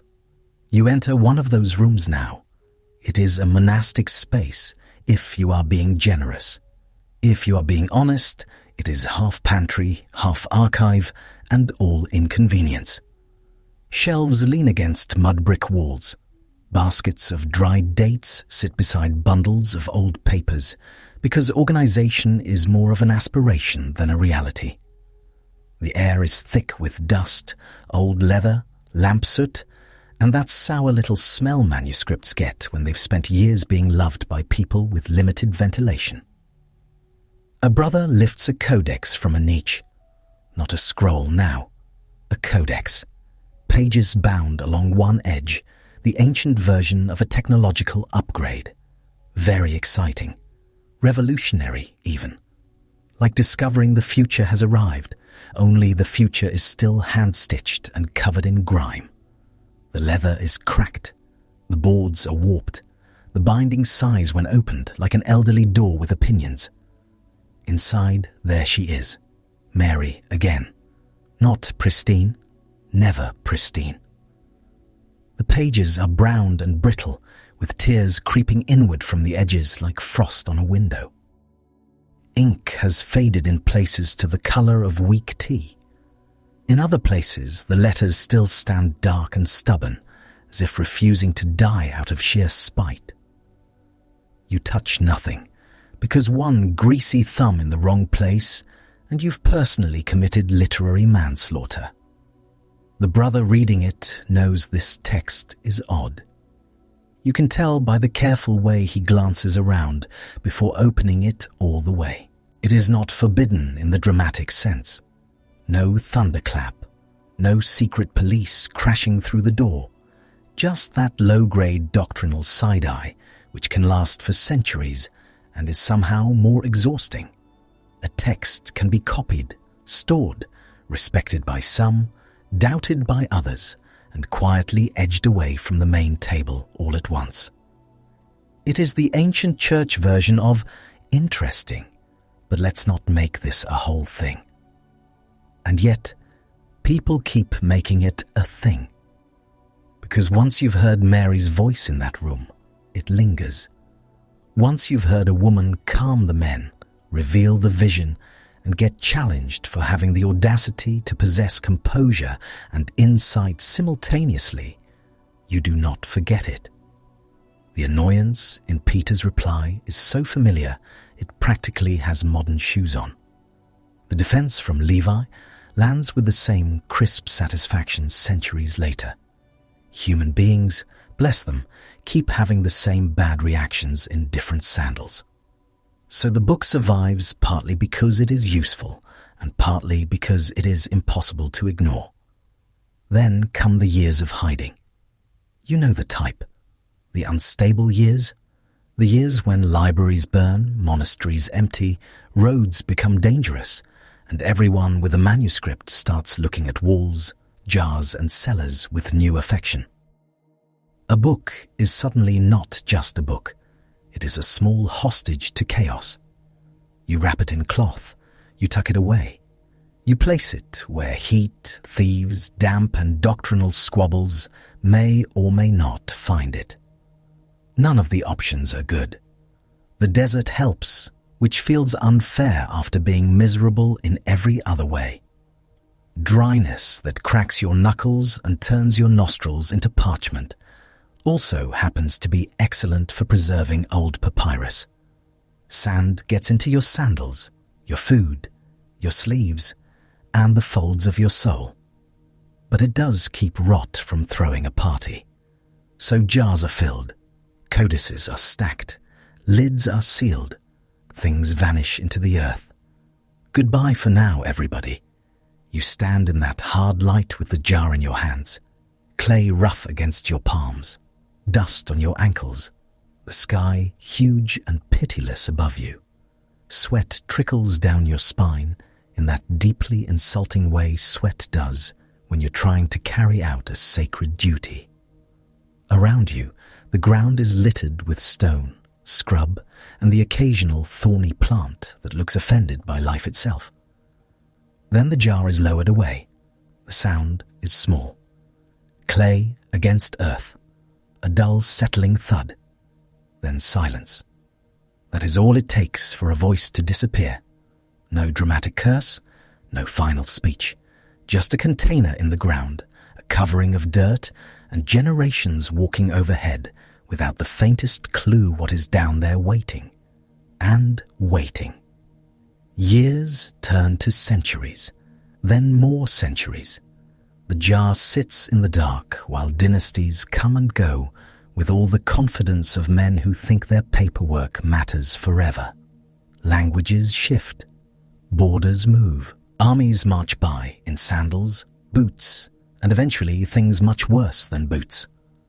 Above ground, people pray, trade, marry, bury, gossip, eat lentils, lose teeth, and complain about taxes with heroic consistency. Down below, the codex sleeps in dust so dry, it feels almost holy. You can almost hear the pages resting. No hands touch them. No lamp smokes over them. No one argues with Mary for a very long time. For ages, she is simply there, folded into silence with other books, other voices, other near losses. A whole little graveyard of writing. But unlike a graveyard, this one occasionally gives things back. Then one day, the earth is opened. Not by a grand expedition with polished boots and orchestral music. Of course not. That would be too tidy. It is broken open by ordinary human meddling, the same force behind most important discoveries and nearly all kitchen disasters. Someone digs. Someone finds a jar. Someone does not initially realize what they are holding. The centuries crack open with a deeply unspectacular sound of clay giving way. Inside, pages. Brown, fragile, miraculous pages. You lean close and smell dry dust, old leather, and the faint, sweet, stale scent of ancient plant fibers. It smells like attic air and dead reeds, and a cupboard nobody has opened since the Roman Empire was having a nervous breakdown. The leaves are packed together, delicate as pastry and far less forgiving. One wrong movement and history flakes onto your lap. And there she is again, Mary surfacing through cracks. Not whole, still not whole. The missing pages did not politely return, just because everyone is excited. Gaps remain. Lines break off. Beginnings are gone. Endings limp. You have to meet her in pieces, but the pieces are enough. Enough to hear the room. Enough to hear the challenge. Enough to hear the soul say it does not belong to the powers clawing at it. Enough to hear men object, and another man answer, and the whole old human drama rise from the dust with its eyebrows already raised. It is almost funny. A voice buried for ages in a jar comes back still capable of irritating people. Not because it is loud, because it is clear. That is what survives all the damage. The clarity. Mary is not puffed up, not theatrical, not trying to win the room by force. She simply speaks as one who has seen. That quality remains sharp, even after the manuscript has been chewed by time, like old bread in a bad cupboard. The pages are wounded. The authority is not. You feel the melancholy of that. A gospel can come down to scraps. A teaching can survive only in fragments, with holes wide enough to put your hand through. Whole communities can cherish words that later generations nearly lose under piles of more approved material, more copied material, more aggressively preserved material. And still, a damaged voice can reach you across the ages with enough life in it to make the room change temperature. That is no small thing. So you stand there at the edge of all those centuries and look at what remains. Not much, in one sense. A battered witness, torn leaves, missing openings, broken continuity, a manuscript that has passed through dust, heat, neglect, storage disasters, and the kind of suspicion that never quite says no, but never says, please come sit by the fire either. And yet it made it. Against mold, mice, war, boredom, bad shelving, and human pettiness, it made it. Against all the ways a text can be lost simply because someone failed to care for it well, it made it. Against the vast, indifferent machinery of time, it made it with enough voice left to be recognized immediately. Oh, her. You can almost picture the old room again. The frightened men, the stale air, the lamp smoke. Mary rising to speak while grief and ego and revelation all fight for space in one cramped little house. That moment should have vanished like breath on a cold morning. Instead, it was copied, argued over, doubted, folded, carried, hidden, buried, and found. A voice nearly smothered under centuries of dust still manages to clear its throat. And now it is in your hands. Not the papyrus itself, perhaps. Better for the papyrus. Human fingers are a menace. But the voice is here, improbably alive after everything that should have finished it. Fragmentary, yes. Damaged, absolutely. Missing pieces all over the place, like a chair assembled by a man who swore he did not need the instructions, and definitely did. Still standing, though, still speaking, still capable of making a room full of confident men deeply uncomfortable. And out in the desert, where the jar once waited in silence, the sand went on drifting over the ground, grain by grain, while empires came apart and names were forgotten. The clay broke, the leaves thinned, the edges curled. But the buried voice endured, long after the hands that hid it had become dust themselves. The lamp has gone out by now, or nearly. What little oil was left has burned down to that stubborn orange bead at the wick, and the room that held all that panic earlier feels different now. Same walls, same hard floor, same stale air seasoned with sweat, dust, and the lingering complaint of too many anxious bodies in one space. But once you've sat through revelation, argument, bruised egos, and the survival of a manuscript through centuries of mildew and neglect, you can finally step back a little. So after all of that, what stays with you? Start with the room itself, because that matters. Everybody in there is frightened. Not elegant, noble fear either. This is the ugly kind. The kind that makes you whisper too much, sleep too little, and jump at every footstep in the street. Their teacher is gone. The future looks like a shut door. The men who are supposed to know what happens next are giving off the energy of co-workers in a group project after the competent one leaves. Nobody has a plan. Nobody smells refreshed. And right in the middle of that mess, Mary becomes the steady one. That is not a small detail. It matters immediately. Comfort is not treated like a side gift here, some nice soft skill to keep people occupied while the real leaders do important work. In this room, comfort is leadership. The person who can quiet fear, gather scattered people, and speak without wobbling all over the place is the one holding the center. Not the loudest voice, not the most offended voice, the centered one. That is what makes Mary so unsettling to the others. She does not seize control with theatrics. No dramatic cape swish, no holy thunder machine. She just stands there calmer than the room, and suddenly calm itself looks like authority. That is almost ruder than shouting. Anybody can make a scene. It takes something deeper to steady a room full of men who have emotionally turned into dropped baskets.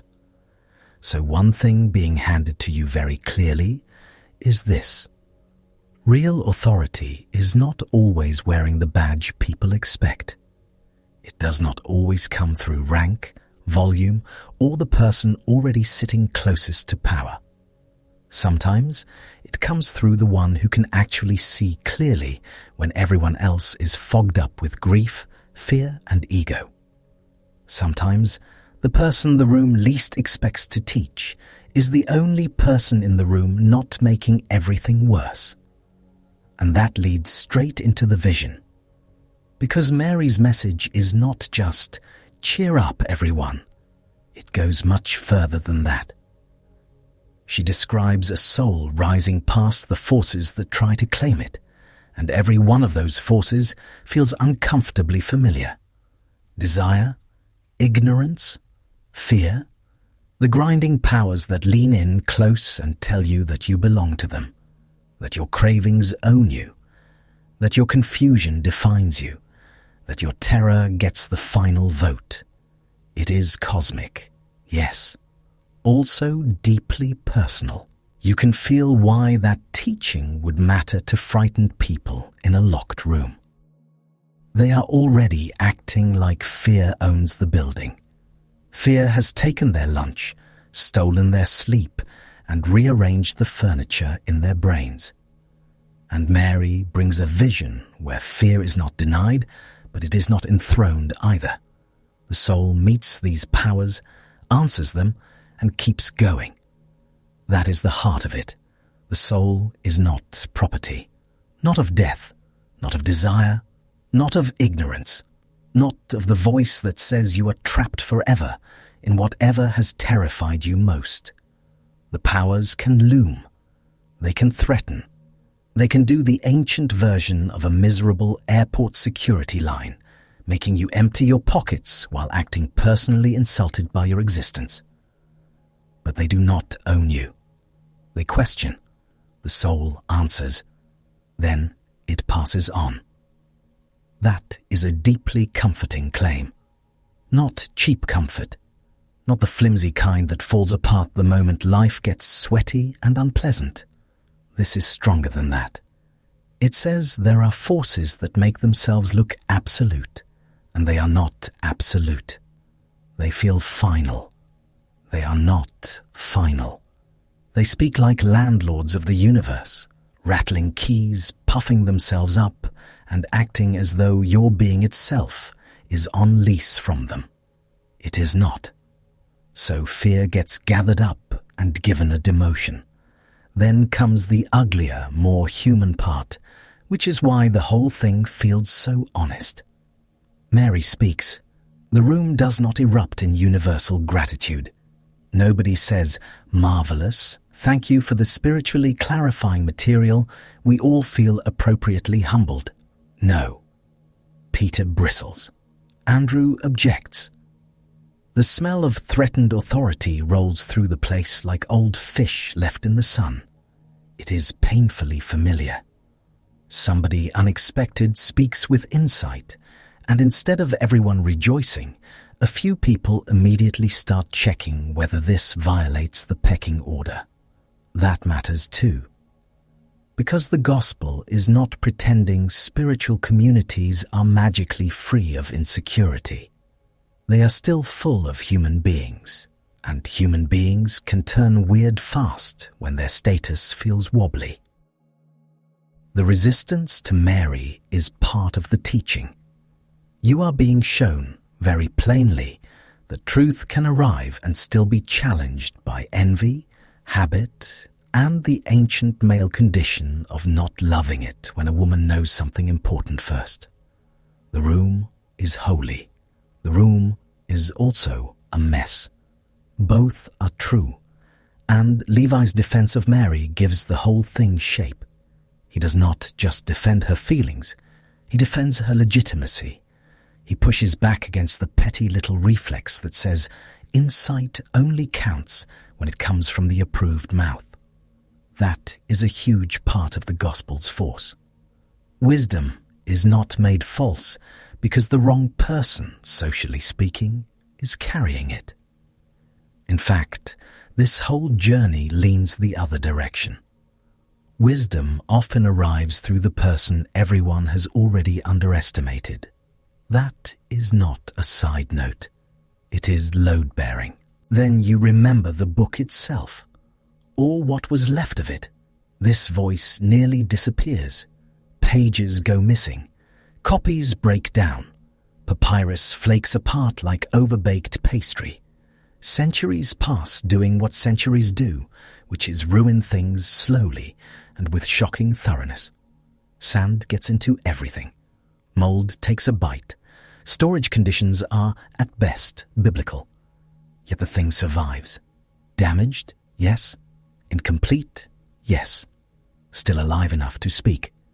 Even that battered survival starts to feel like part of the message, because the gospel is about a voice being doubted, sidelined, and nearly buried, yet not fully lost. It embodies its own message. Wisdom, pushed to the margins, does not necessarily stay there. A truth dismissed in one room can keep traveling. A voice people try not to center can still endure through jars, scraps, fragments, and sheer stubborn refusal to vanish. There is something satisfying about that. Not flashy triumph. Nothing with banners and trumpets. More like a seed under dry ground refusing to die. More like a half-torn page outlasting whole reputations.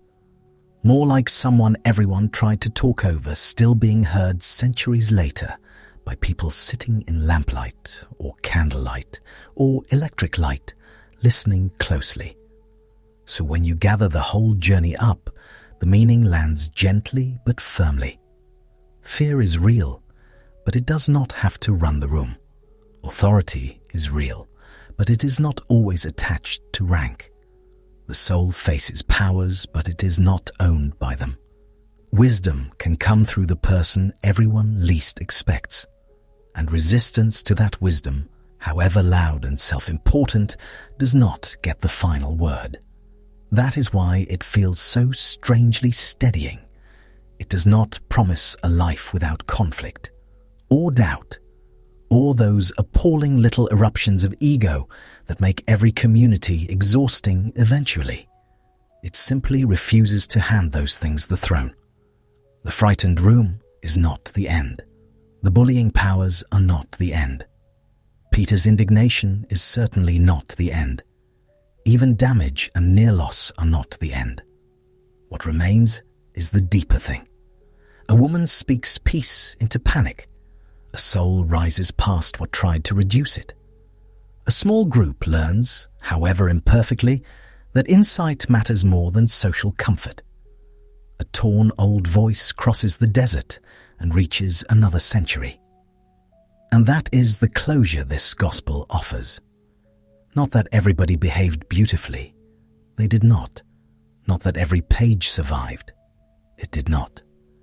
Not that fear vanished in a puff of holy smoke. It probably came back before lunch. But underneath all that mess, a clear claim endured. There is something in you that the powers of fear, ignorance, and domination cannot finally keep. Mary knew it.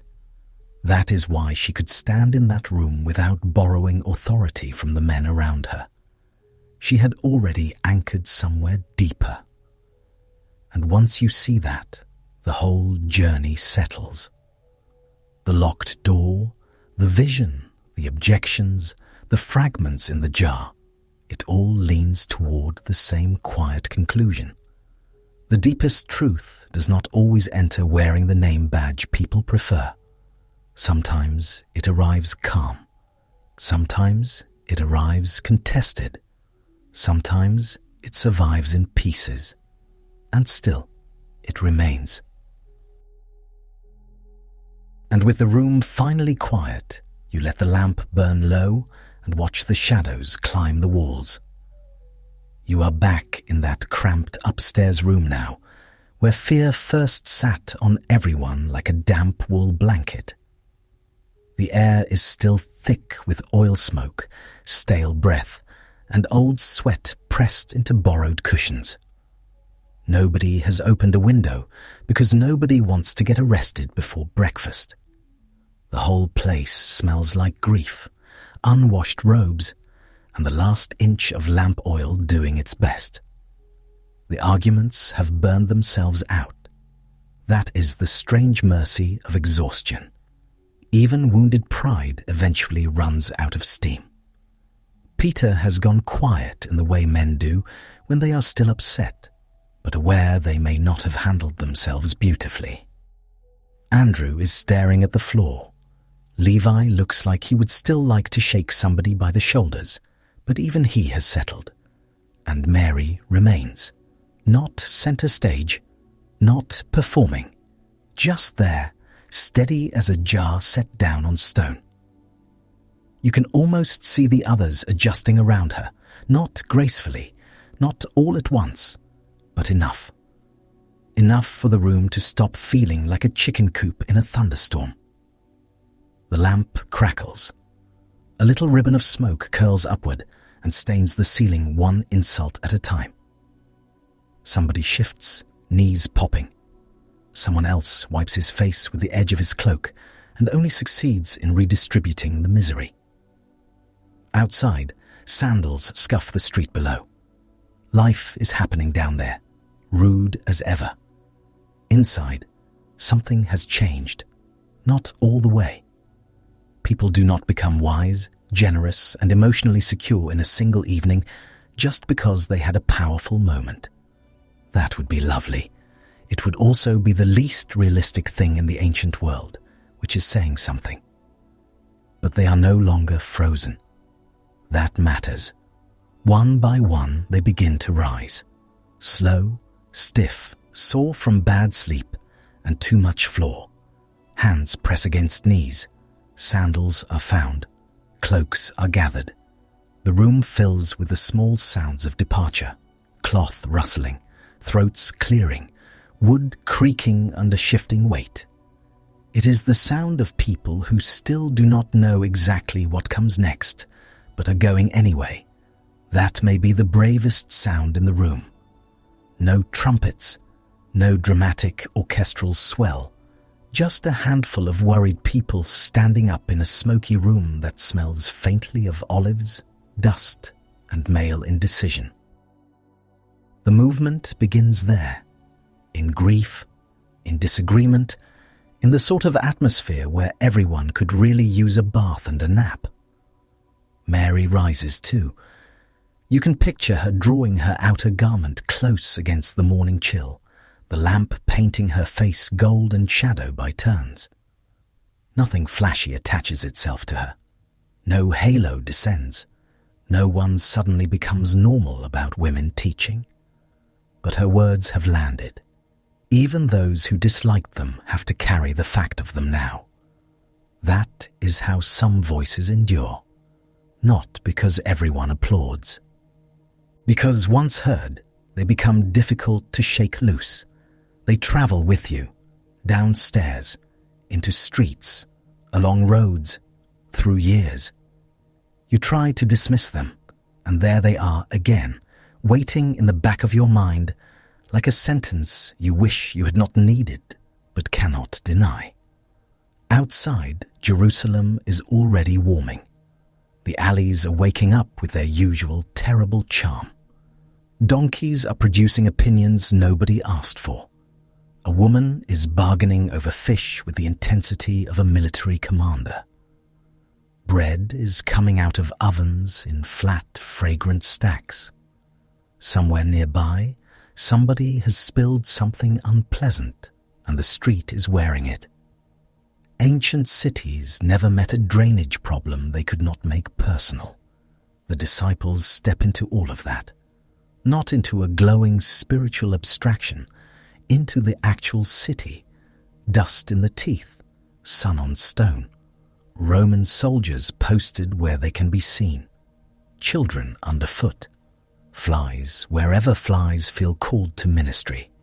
They go carrying memories, fear, and a message that has already passed through argument before it reaches the road. Mary's voice goes with them, maybe not credited properly, maybe repeated badly by men with the confidence of people who did not, in fact, come up with the most important part. Human beings have always been like this. But still it goes, through retelling, through disagreement, through communities trying to remember what mattered while also being full of ordinary vanity and bruised feelings. The years keep moving, years pass, then more years. Sand works into everything. Leather dries and cracks. Papyrus stiffens. Ink fades from black to brown to the color of weak tea. Hands copy words in rooms where the light is bad and the furniture is cruel. A scribe bends over the page with an aching neck, a cramped wrist, and probably a headache that would flatten a lesser man. He keeps writing. You can hear the scratch of the reed pen, tiny, patient sounds. Dip in the ink. Write. Pause. Squint. Write again. The sheet in front of him smells dry and fibrous, like sun-baked reeds and dust. Every page is vulnerable to damp, insects, carelessness, and fire. The miracle is not that pages are missing. The miracle is that any page survives people at all. This one does. Not neatly, not perfectly. It survives like an old traveller arriving with torn clothes and a story intact enough to still bother the right people. Some leaves vanish. Edges crumble. Whole sections go missing in the most annoying way possible, like a conversation interrupted by somebody dropping the manuscript in a puddle centuries ago. You want to complain. You also want to hug whoever bothered to keep the scraps, because scraps are enough. Enough to know Mary stood in that room. Enough to hear the edge in Peter's voice. Enough to catch the soul slipping past the powers that insist they own it. Enough to feel that old offense rise again. What if wisdom arrived through the person the realm least wanted to authorize? That question survives mold remarkably well. The manuscript rests in darkness for a very long time. folded, stored, forgotten by the sort of world that forgets things constantly while pretending to be in control. Around it, empires do their usual routine. They expand, boast, tax everybody into despair, then collapse wearing expensive sandals and an expression of surprise. Languages shift, cities rise, roofs fall in. Monasteries stack their shelves with jars, codices, crumbs, and the smell of old wool. Still, the pages wait. You can almost feel the jar in your hands, rough and chalky. Dust cakes in the grooves. The desert keeps everything with a kind of dry, indifferent patience. Not kindness exactly. More like the patience of a place that has watched armies disappear and does not intend to hurry for anyone. Wind moves over the sand. Heat presses down all day. At night, the cold comes hard and fast. Buried things listen. Century after century goes by overhead. Hooves, sandals, boots. Arguments in languages the original hearers would not recognize. Markets open and close. Children are born, grow old and vanish. Rain fails, then returns. Somebody builds a wall. Somebody else tears it down. And beneath all that human commotion, the old pages rest in the dark with their broken edges and stubborn witness. Then one day, light again. Hands lift them out. Careful at first, then astonished. Fibers flake. Fragments separate. The smell is old dust, old storage, old paper, that dry library scent turned feral after 1,000 years in a jar. It is not glamorous. It is the smell of time keeping receipts. And Mary's voice comes up with it. Not loud, not complete, but there. Enough to be heard again. Enough to step back into rooms full of people who are still, somehow, weirdly tense about women speaking with authority. Enough to make modern readers do that same little posture shift as the men in the upstairs room. Enough to survive being buried, damaged, doubted, and dragged through history's least efficient filing system. Now the room widens one last time. You are here, in your own dim corner of the night, hearing a voice that spent centuries under sand.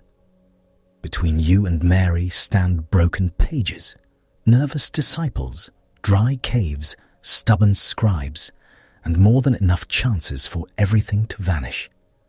But it did not vanish. It thinned. It frayed.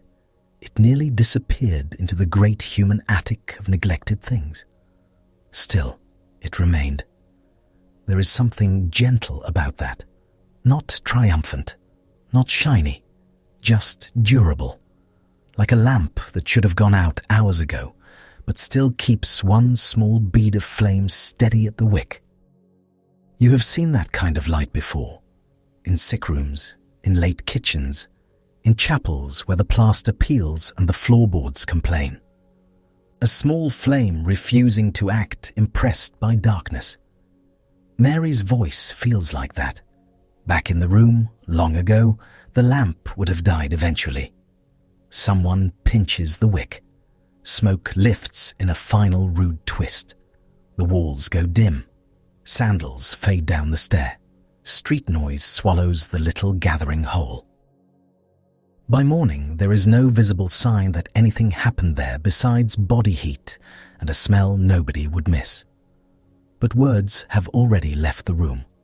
They move on breath, on memory, on repetition, on scraps, on jars, on the stubbornness of people who keep carrying a thing because they know it matters, even when they cannot preserve it perfectly, especially then. Most of what lasts in this world lasts that way. Damaged, handed on, loved imperfectly, kept alive anyway. So the night stretches onward. Jerusalem falls away. The manuscript is buried, dug up. Read again. The names of empires change. The shape of lamps changes. The roads change. Beds change. Languages multiply. Yet Mary's voice still reaches across the dark with that same calm steadiness from the room where everyone else was unraveling. and you can still hear it. Not because history is tidy. It is not. History is a storage room after a flood. Things warped, mislabeled, stuck together, smelling faintly of mildew and human failure. But every so often, from all that mess, something true remains clear enough to touch. This remained. A woman stood up in a frightened room and spoke peace. She spoke of a soul that did not belong to fear, desire, or ignorance forever. Men objected. The pages broke. The centuries buried her. And still the voice endured, thin as papyrus, steady as flame. The lamp is lower now. The room, the jar, the road, the page, the long patient dark between one hearing and the next, all of it settles around that single persistence. Not noise, not victory laps, just endurance. A once hidden voice moving quietly through time, refusing to disappear completely. And somewhere, in some dim room, someone still rises and carries it onward. And Mary's voice endures, long after the lamp smoke thinned and the walls around her crumbled. And somewhere, the story continues.